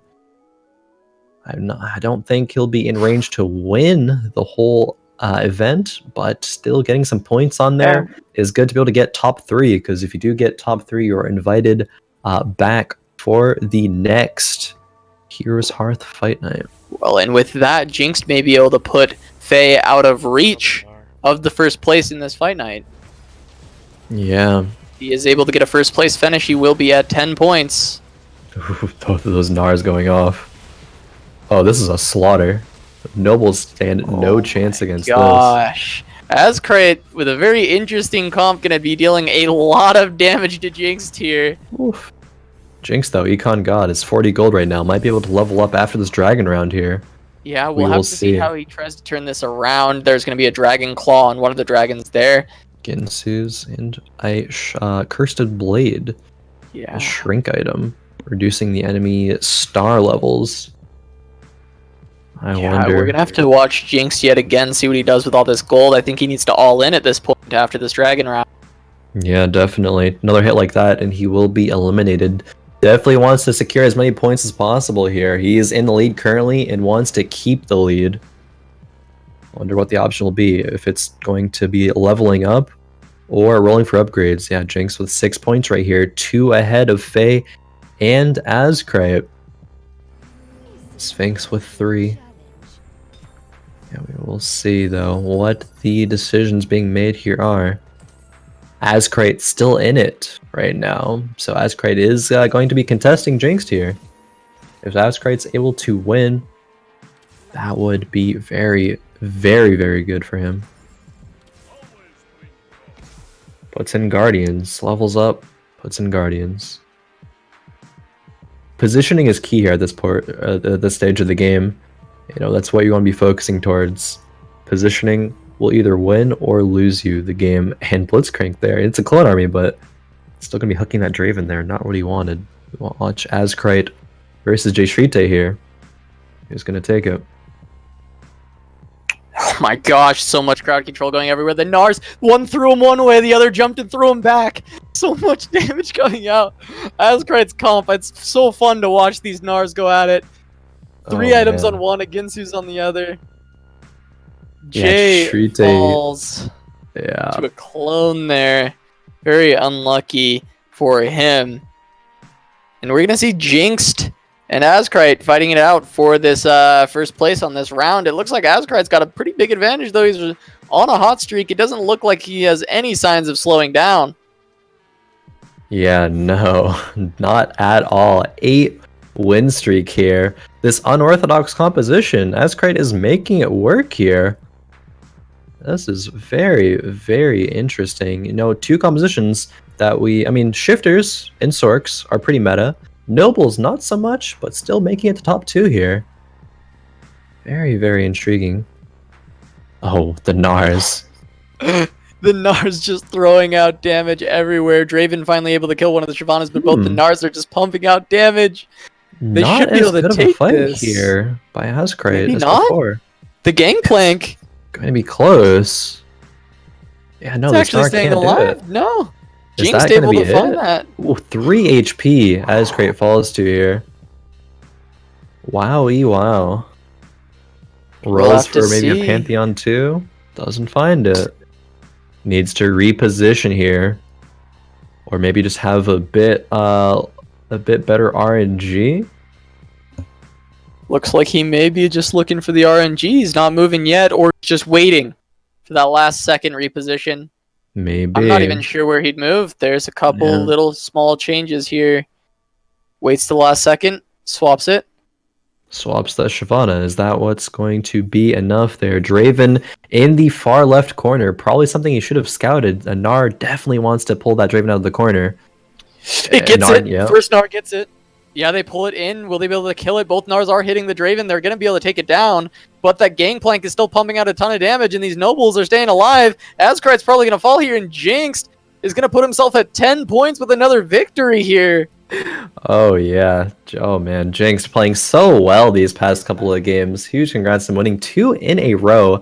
Azcryte though, does he have the opportunity to still win? I'm not sure. We're gonna be looking at the updated scores. Yeah, we'll see how many points soon. Does he have? He got 3 here. I don't know what he was at. I think he was at 4 before. We'll have to take a look. Should be at 7, and Jinx should be at 10, I believe, if my caster math is correct.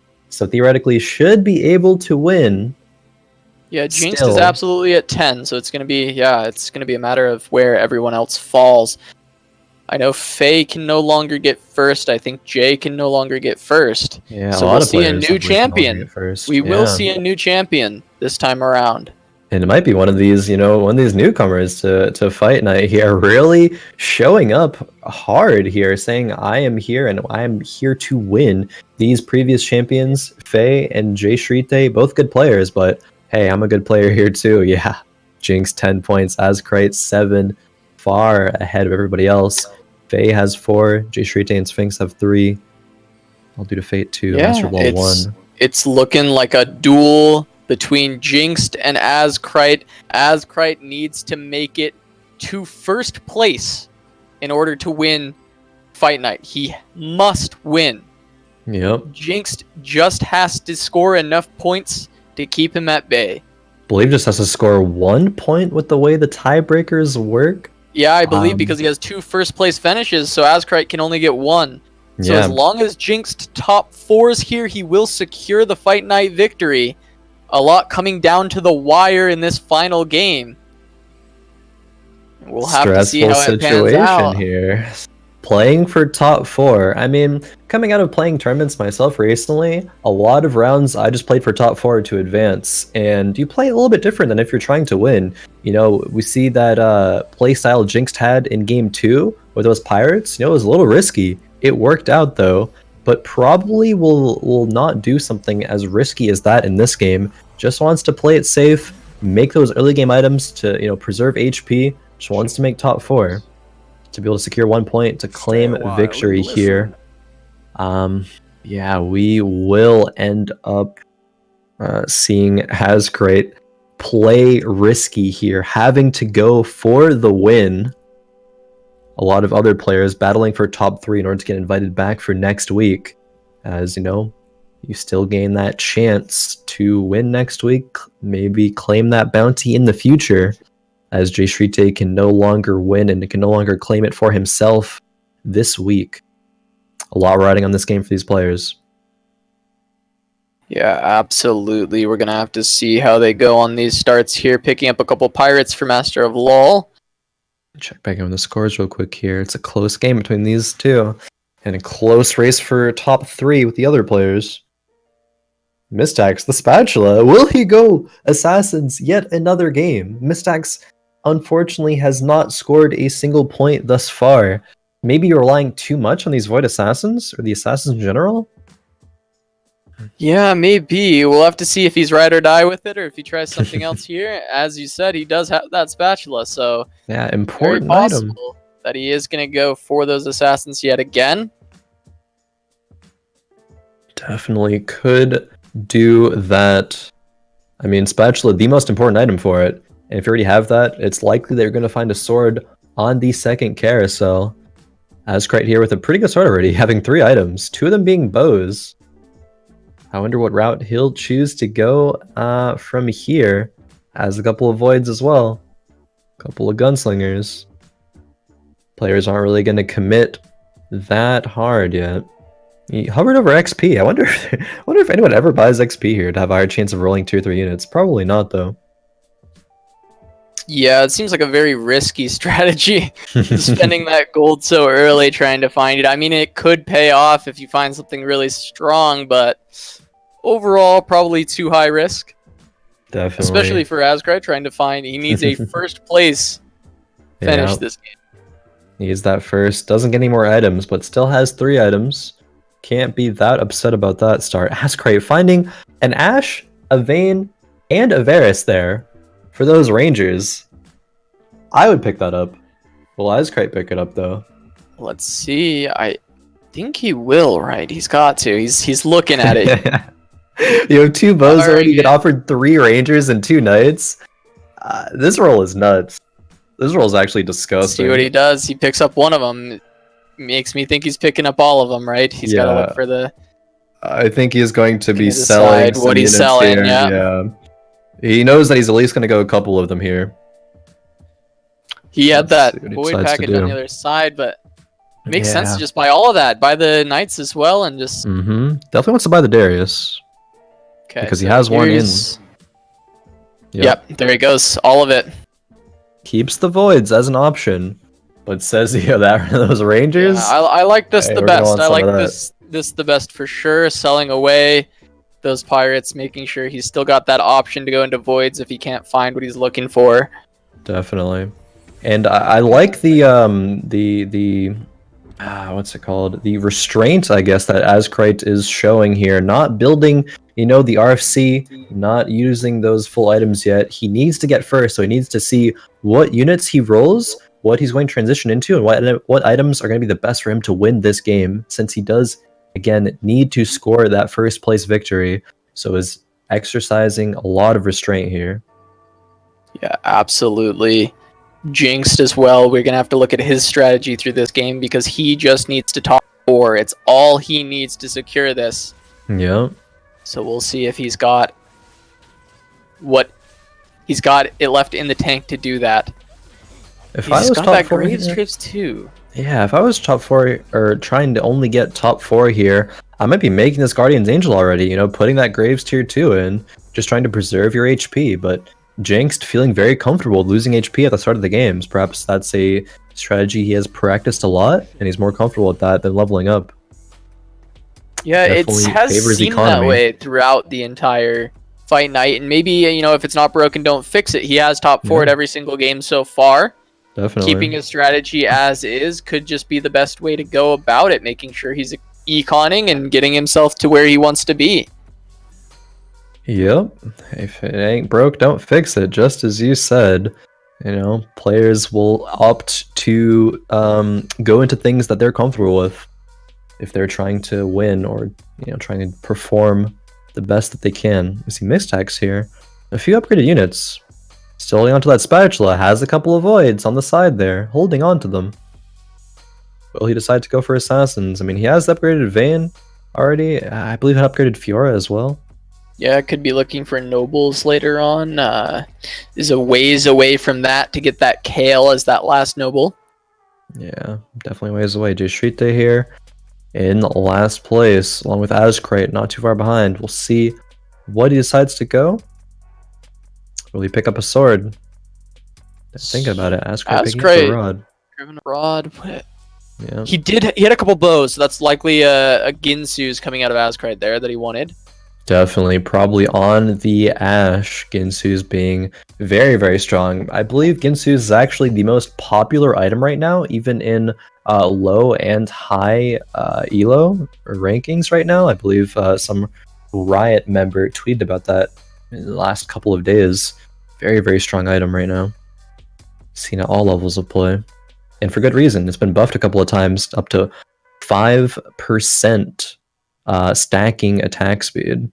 So buffed all the way back to its values on beta, where it was running rampant, widely considered the best item. Yep.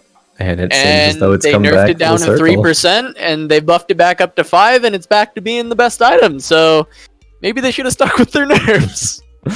Yeah, I don't know. I mean, it's a good item, but it's used in a lot of different compositions. It's not just only used in one composition, which makes it a little bit, better. If you get the item, even if you don't have the units, for it, you probably will find the units for it at some point, just because it is one of those items that is used in a lot of compositions. JSchritte here taking more losses though. That Lysandra carry on the side of Faye beats the Lysandra carry on the side of JSchritte. That's something that I haven't really talked about much. Yeah, Lysandra is a unit that some players have started to use to carry their early to mid game. Lysandra has seen a set of a few buffs in the past, I don't know, 3 to 4 to 5 patches, consistently being small, buffed up in small quantities. So it's yeah, very powerful in the early mid game. See Master of Law here, rolling for some upgrades. Yeah, trying to get those Kassadins and Kha'Zixes, but he's not really finding what he wants. Definitely used a lot of gold there and didn't get too much reward from it. Yeah, definitely hate to see that. HP, rolling before Krugs. Yeah, didn't get, as you said, too much reward from it though. Finding some Dariuses for some reason. Not sure quite why he's holding on to those. I'm not sure he's going to be going Knights with this. Has a triple item pike actually though. Yeah, I do somewhat like the adaptation of rolling before Krugs here when looking for assassins. There are quite a few players looking for the assassins, so if you get the jump on it and go a little bit early, yes, you have less gold to spend, but also you have more chances to grab those than if everyone is going on that same round looking for them. Exactly. He did level up earlier as well, spent money on XP, so generally on Krug round, as we see Jinx here, is 6 out of 10 XP from leveling. But Master of Law there was 8 out of 10 last round, so he'd be level 5 now, wanting to find those tier 1 units, or those 1-cost units, before he leveled up to level 5, and would have a lower percent chance to find them. Jinxed here. Economy.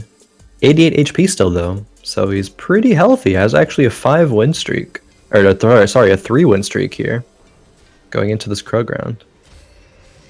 See what items he finds here. Yeah, he's got the GA on his gangplank already. He's got almost his pirates right now. I wonder if he's looking for that right as well. Maybe trying to do that. Yes. That's a pretty. It feels like that's a risky strategy to go for, just trying to get top 4. But if maybe he's just very, very comfortable playing it. It would seem that he is. I'm not sure. Yeah, he puts in pirates here. Levels up. Puts in knights. I mean, hey, Jinx has his strategy down and it's been working. Very curious to see if it works once more, but I think it will. Yeah, it worked really well for him last time. I don't see a reason to try it again. It's just definitely feels like a risk to me. I mean, pirates, I tried to dabble with gunslingers back when they were supposed to be really broken, and it felt like extremely high variance and hard to control it, to make sure that you could place high. It felt like you'd get first or you'd get 8th or 5th, or it was hard to tell. It was a lot of luck, but he seemed very controlled last time he played these pirates, so I'm interested to see if he's able to pull it out here. One good thing is that he does have a lot of HP right now. 88 at this point in the game is definitely pretty good, but he's starting to take some losses here. Takes 11 damage there, goes on to 77. Still earning gold though, rolling another gangplank. Yeah, 11 damage rolls for some upgrades. 11 damage is quite a bit. Like, if in just a few rounds, if he's taking 11 damage a round, it's not going to take long for him to run out of HP. So it's definitely going to be hard. Totsky coming in with another 1,000 bits. Ooh, thank you very much. Appreciate it. We have 37% of our bounty. Last game, if we want to reach, just our goal for the bounty tonight.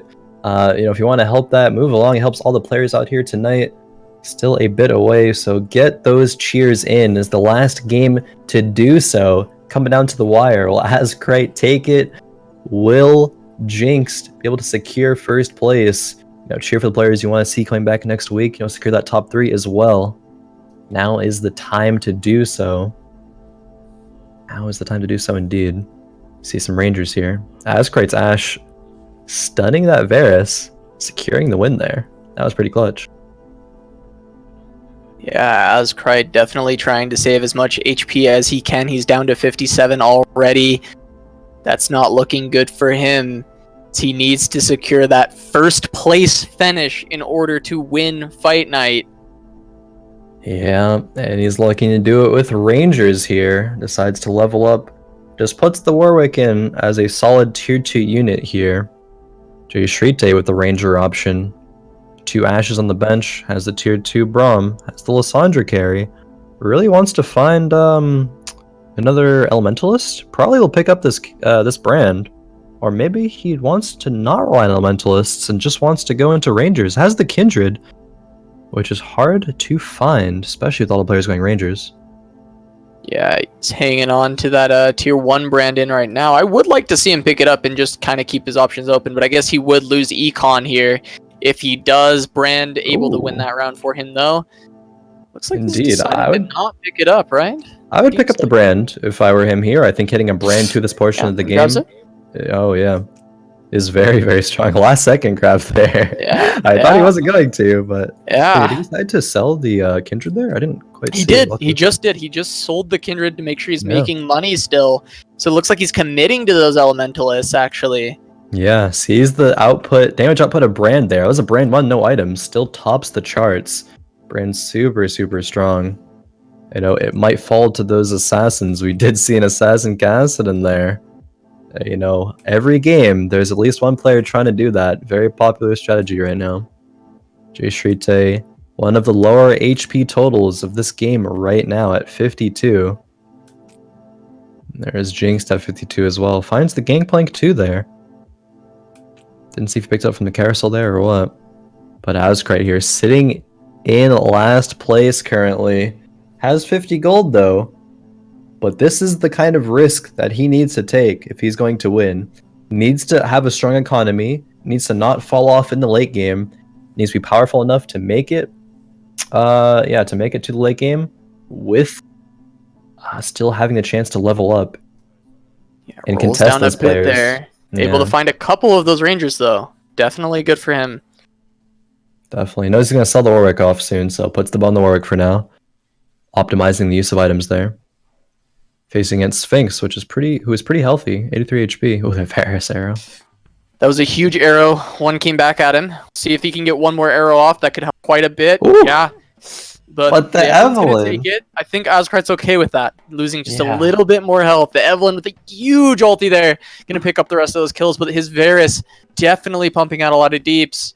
Oh, for sure, that angle though. But the Evelyn with the Dragon's Claw able to save herself from that. We have another 1,000 bits coming from Angry Dwarf. Thank you very much. The bits are rolling in. Keep them going. Keep the bits coming. We are a little over halfway to our goal for tonight. The last game to go. There's still chances yet to cheer for your favorite player, cheer for the event, cheer for whatever you want to. But, you know, the proceeds from the bits all go to the players and cast and crew here tonight. We see Faye here with Elementalist and a Pantheon, level 6. 0.5% chance, by the way. Every time, yeah. 0.5% chance. 0.5% chance, by the way. We'll see if it can do enough here. The Cannon going to get the ult off. Not going to get much off that. Pantheon going to try and put a little bit of damage here. It's going to be a close one, but it looks like Mistax will be able to take this round. Yeah. The Lysandra carry, I think, was getting hit by the Cassidon for a large portion of that fight. Lysandra carry wins there. This Lysandra proving to be pretty decent. However, it's going to get outscaled soon. Where Faye will transition into from there, we will see. Maybe she'll keep Elementalists. Jinxed dipping dangerously low here. Has quite a bit of gold, but he's at 27 health.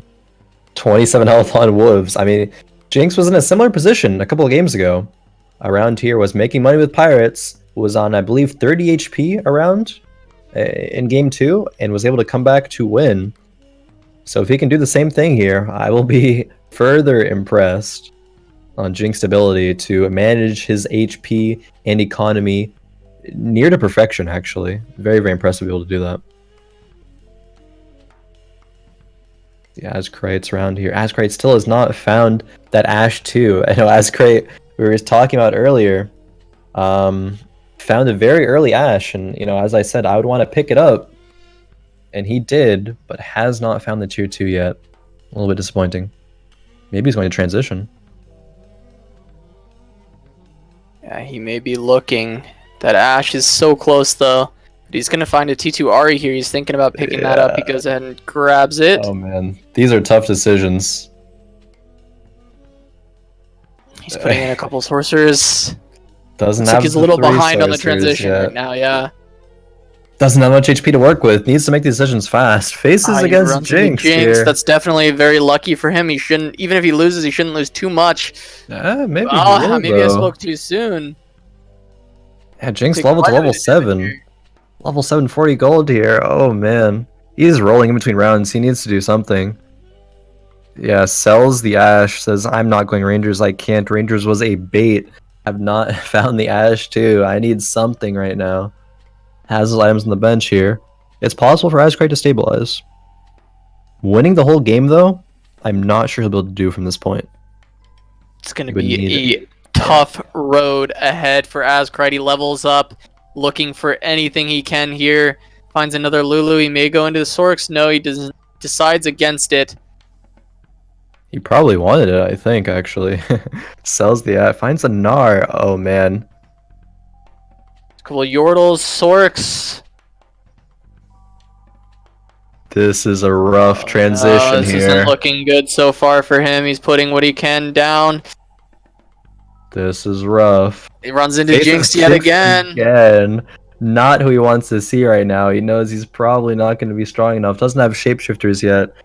Oh, does he die here? I think it's close. Doesn't die here. Stay alive, it looks like. But this is dire for Azcryte. He has to make his way from 8 HP all the way back up, and he has basically no gold left. He's going to have to get extremely lucky with a few pickups here to stabilize this game. Yeah, we have 1,100 bits there, or 1,000 bits from Blevins. Spam this treat to help JSchritte. Votes, thank you for the copy pause and the 1,000 bits. You know, keep them coming. Keep those cheers coming, everybody. Oh, finds another Gnar, finds a Brand, finds a Shyvana too. Needs another shapeshifter, I think.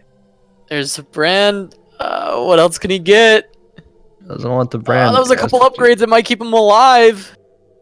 Maybe. I don't know. Puts the Brandon over the Varus. Faces AllDueToFate here. He's very strong with assassins. Makes the shrink item. That Brand, though, is going to get stunned.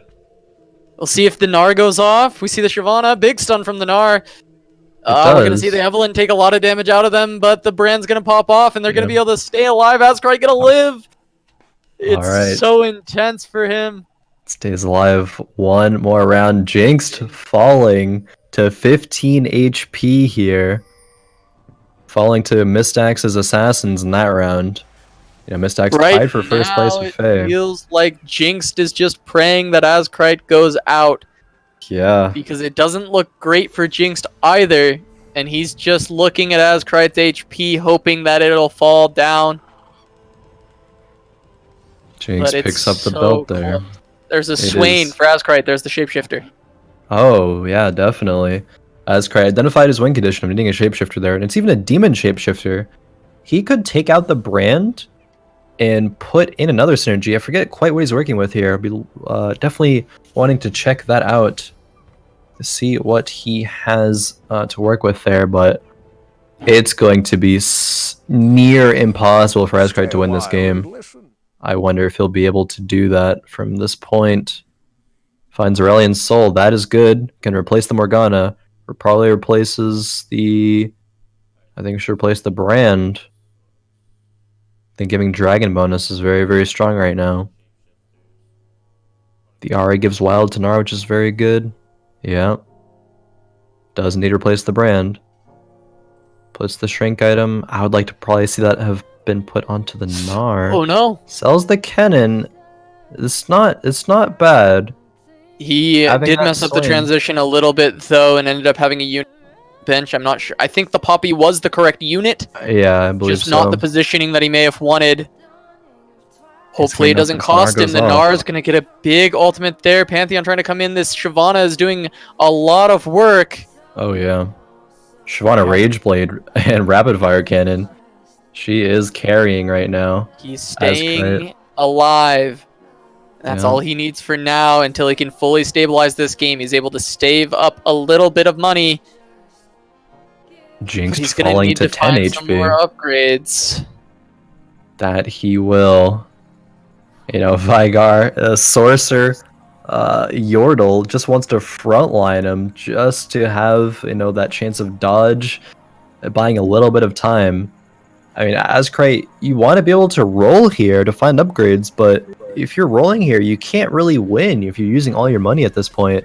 Facing Master of Law Swain too with Morello's Dragon's Oh no, this might be it for him. We're gonna have to watch this closely. The Swain looking to get its ult off. Cho'Gath gonna get there, but the Swain does survive for now. It's gonna tank a lot of damage and living for a long time. Shyvana putting out a lot of damage onto the Swain 2. We'll see if the Swain 2 can survive long enough. Master of Law trying to take him down, but Azcryte staying alive still. Staying alive indeed. Fight back.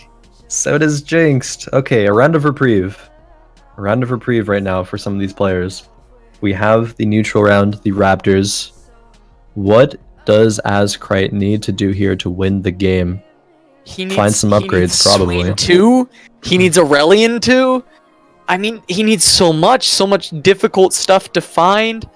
Is there any item that can bail him out right now that'll help him live for a couple more rounds? Dragonclaw Swain would be pretty good. I mean, he needs a lot of items there, but he already has a decent amount, so I'm not sure if he's going to be getting that many more drops. We see Jinxed here. Doesn't have Noble yet. Going for Nobles again. Needs that Kale. Has the Yasuo, however, though. Yeah, finding a lot of items there, actually. Wow. Oof. 4 items. That's pretty lucky. See what he's able to do there. Wait. Azcryte is that 2 spatulas from the Raptors? Wait, that's huge. That might be enough to help him stabilize here, right? I mean, he gets a Brandon. He needs a bigger unit. He needs a big upgrade here. Finds the Poppy too. That's something. Maybe finds the Sejuani too. Sells something. The Lulu's probably the Kindred. You see him throw his head back into the pillows. Could not find something. He's just hoping that he stays alive here. I think he should be able to win this round. Oh, the Poppy with a big knock-up. Bar goes off. Anybody Anybody too. Oh, before the cannon. Oh, that was. And the Swain's gonna stay alive. This should be really big for Azcryte. He should be okay. Yeah. He's gonna stay up. This is a underdog story coming back from almost no HP. Can he win the game from this position to win Fight Night? He's trying to claw his way back, but it's still looking so grim for Azcryte at 8 HP. Finds another Aurelion. He's got to keep finding it. Gnar, that's not what he wants. He already has it. There's another brand. I think he picks it up, right? He's got to sell something and grab it. Sell that. Sell the Morgana. Sell the Lulu's. Sejuani something. As Lulu 2 offered. Okay, alright. Puts it in over the Veigar, trying to keep... That makes sense to me. Try and keep this Swain and this Shyvana healthy. Definitely. Oh, man. This is intense. This is one of the most intense comebacks. Master of Law again, that T2 Swain, another terrifying composition. The Gnar mana burn onto the Gnar. He's going to be... He's able to stay alive. Swain going to get the pop-up from the Lulu, trying to get his ult off. He will go. He gets Shrink Raid, I think. No, it just shrunk a little bit. No. Is this going to kill Azcryte? It does. Will. And the dream is over there. That will mean that Jinx will be our champion of Fight Night. Indeed, Azcryte doing his very best, almost able to claw his way back into this, but not quite enough, as Master of Law is going to take him down. Now it is just a fight for that top 4, top 3 for more share of the bits and a chance to come back and compete once again on Fight Night.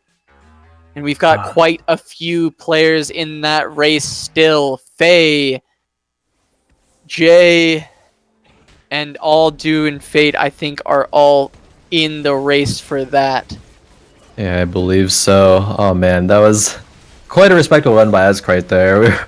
I was holding on to my breath for a lot of rounds there. A lot of rounds. Unfortunately, wasn't able to, make the full comeback story, but he will at least, I believe, be top 3. Maybe someone else might be able to overtake him. I'm not quite sure. I'll have to, have a close look at those scores after this game. All I know is that may have been the most impressive 7th place finish I've seen in my entire life. Yeah. for all he did, he only ended up in 7th place, but it felt like he was fighting so hard for that, and he almost made it back. He just needed to live a couple more rounds, and he would have been back in there. Yeah, if he didn't face the 4 Imperials, Swain 2, Draven 2, might have been able to live for a couple more rounds, but there's a lot of strong compositions here in this game. AllDueToFate does fall in 6th place, actually, that last round.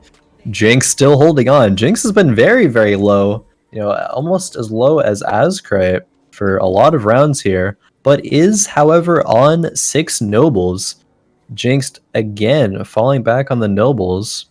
Has a locket on the Draven. Maybe made that item just because he didn't have anything else to make, and had one of them on the just had Draven to throw already. something in. Yeah. He was probably just about to lose and had one of the items on the Draven, like you said. Just put it on. Probably. Has the GP with the spatula still as well. Maybe wants to do something with that later. Make someone else a Blade Master or something. Faces Master of Law here. Very tough opponent. Not sure who's going to be winning this one. Ooh, Leona dies before he's able to get the stun off. Draven, however, both Dravens putting out so much damage. Oh my gosh, Master of Law, that's Swain also, though. Draven! Let's see Draven v Draven. Oof. Not enough lifesteal to keep him in there. Jinxed. Gonna stay alive just a little bit longer, putting a little damage on Master of Law, and he makes it to 4th place. So even if Azcryte had made the run, Jinxed has now made it to 4th place, which is all he would have needed. Yeah. To secure that 1st place finish. He is top 4'd every single game and very well earned his spot at the top of this fight night, getting that 1st place for the tournament overall. Huge congrats to Jinx, playing super, super well. JSchritte falling in 5th place there. Does not earn any more points. It's not good for him in terms of getting top 3. But Jinx facing Faye here. Faye also one of those people looking for a top 3 finish. Ooh, that Gangplank hushing a lot of things there. Yeah, Pantheon going in. But it seems these nobles might end up proving too strong for Faye here. A lot of them are still alive. The Kale even staying alive with the ultimate for a little bit longer, but the Shyvana might be able to do enough to kill a few units off. It does keep Faye alive. But the Draven still looking very strong. Jinxed always sticking with this Draven noble composition, transitioning out of pirates, and it worked for him yet again, this time biting it a little bit close at 2 HP, but... Definitely biting it very, very close, but still hanging on even to the top 3 as Master of Law does get eliminated in 4th place here. And you know who we see on top on a 9-win streak? Mistax. Mistax finally doing it with his assassins. This time, no Kassadin, deciding to put it on to this Rek'Sai, which is now tier 3. Maybe that was the change that needed to happen all along. So many players are contesting this Cassins with the Going Void Assassin. Just says, hey, I'll find the Rek'Sai. We'll do it with her. Rek'Sai then being tier 3 with 3 items. Doesn't have Infinity Edge, but has the Ginsu's Rage Blade and Rapid Fire Cannon. That Death Cap from the Dragon there being put onto Cho'Gath will be outputting a lot of damage. Rolling for upgrades here. Level 7. That's what Void Assassin players will do. Just wants to find Mistax seeing if he can find his way, getting 4 points this game if he can find the win. Will these assassins be able to play against the nobles? And also, will 4 points bring him into that top 3? I'm not sure with the... Yeah, I don't know. We'll have to... well, we know top... Oh, no, it won't. Faye's already at 4 points. It could bring top 4, though, but not top 3. Okay. Now, we'll see. Okay, there's the Cho'Gath ultimate going to land there. Big stun coming out of the Pike. Yeah, a lot of... Oh, my God. Ooh, Rek'Sai. Look at that damage. Oh, almost 5,000 damage, eliminating Jinx, but it doesn't matter for Jinx. Jinx is sitting pretty. 1st place here. Faye losing to the clone. Fortunately, clones don't deal full damage there as she drops to 6 HP. Looking for that Pantheon upgrade. That is about it. Fall. Yeah. So now Faye in 2nd place, the final matchup against Mistax. And we'll see if he takes it with his assassins, finding himself finally a 1st place finish from a bunch of kind of lackluster finishes with his assassin's composition before it. But finally showing what he's been trying to do this entire time. Definitely. Really showcasing exactly how strong it is if you're able to get those units and upgrade them, find the items that you need. He's able to do just that. Brahm's sitting in the corner here, baiting a lot of the assassins. Still a lot of items in Lysandra carry. Will it be enough, though? A big knockup coming out of the Cho'Gath. We're going to see. Not enough. Yeah, definitely down here. Mistax going to take that final game, getting first place in one of them, showing what he can do on his assassin's composition. Faye finishing in second, going to get a couple more points as well for herself. But that'll do it. Jinxed securing the victory at this fight night with a fairly unconventional strategy, right? I haven't seen very much of that pirate into transition to nobles, and he pulled it off twice to get pretty good placements of first place in one and a third in another. 2 first placements across the entire tournament. Yeah, definitely. Very, very impressive play by Jinxed. You know, some people are favoring more of the economist strat, not wanting to fall behind in gold, but him adding on the pirates to it, and then using the pirates, actually using the gangplank to transition into nobles. Very, very interesting. I might experiment more with that myself. He's opened some doors for me, opened my eyes to the strategy.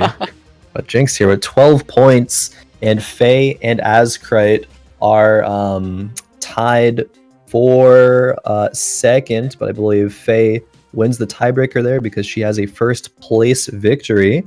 So Faye second, Azcryte in third place. Fourth is Mistax. Sphinx 3 points, JSchritte 3 points, and AllDueToFate and Master of Law with 2 points each.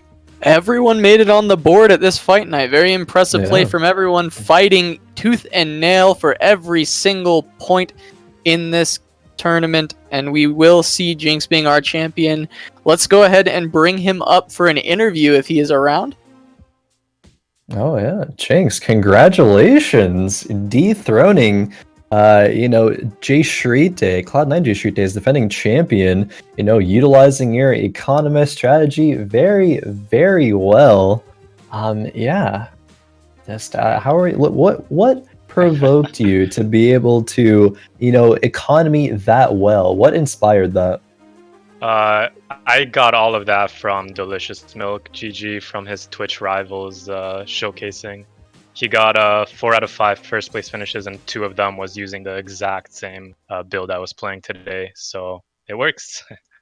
Definitely working out. I believe he won the Twitch rivals, right? Yeah, he won it. Yeah. And then you winning Fight Night today with that same exact strategy.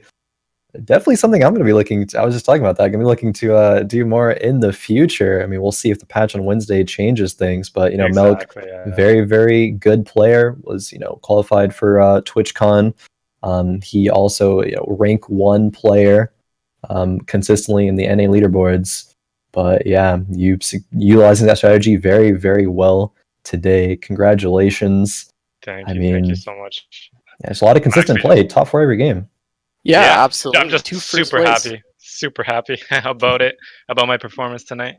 Fun fact, I actually did make a video guide on the build. Ooh, video guide, some content. Hell yeah. Content, poggers. I mean, where can we find that? Shout it out. It's on my YouTube channel. If you just type in my name, JinxedJK, you'll be able to find it. Perfect. There you go. YouTube. Yeah, if you're trying to, learn how to win games as consistently as that. I mean, Delicious Milk, winning 4 out of 5 games of Twitch rivals against a lot of good players, and Jinxed winning here tonight, consistent top 4 against all good players. You can find that strategy there. But yeah, I mean, any questions you have, Casanova? No, well, I do have one. Absolutely. So we'll see you. We'll see you back in 2 weeks. Well, I guess there will be different casters, but we will see you here on Fight Night in 2 weeks. And is there anybody you want to see? Anybody you want to take down on Fight Night? Who do you want to call out? I want to take down Faye. You want to take down Faye? Faye yet again. Faye coming back again. All right. Is there anyone who wasn't here today that you'd want us to try and get on, just to try and bring in here? No, I don't really have anyone in mind. Okay, all right, but the rivalry will be born. Jinxed versus Faye yet again next week. In 2 weeks, we will see that happen here on Fight Night. Thank you so much, Jinx. Congratulations. Really an excellent showing today. And thank you guys for all the bits, all the support, hanging out here with us. Khroen, any last words? Well, Jinx, do you have any last minute shout outs? Anything else you want to promote? I guess I'll just quickly promote my stream. I Yeah, do sure, go stream, for it. guys, Monday to Friday, twitch.tv/JinxedJK. And I just want to thank you guys, the casters, and just the whole HHE crew for putting this together. It's awesome, really well run, really organized, just everything on time, so smooth. Thank you guys. Definitely. Couldn't agree more. Thank you very much, Jinx. Congrats on winning. Yeah, there'll be a couple of new casters next week as Casanova and I venture to the land of Europe, but should still be the same exciting Teamfight Tactics action right here on twitch.tv/HeroesHearth. We'll see you in 2 weeks.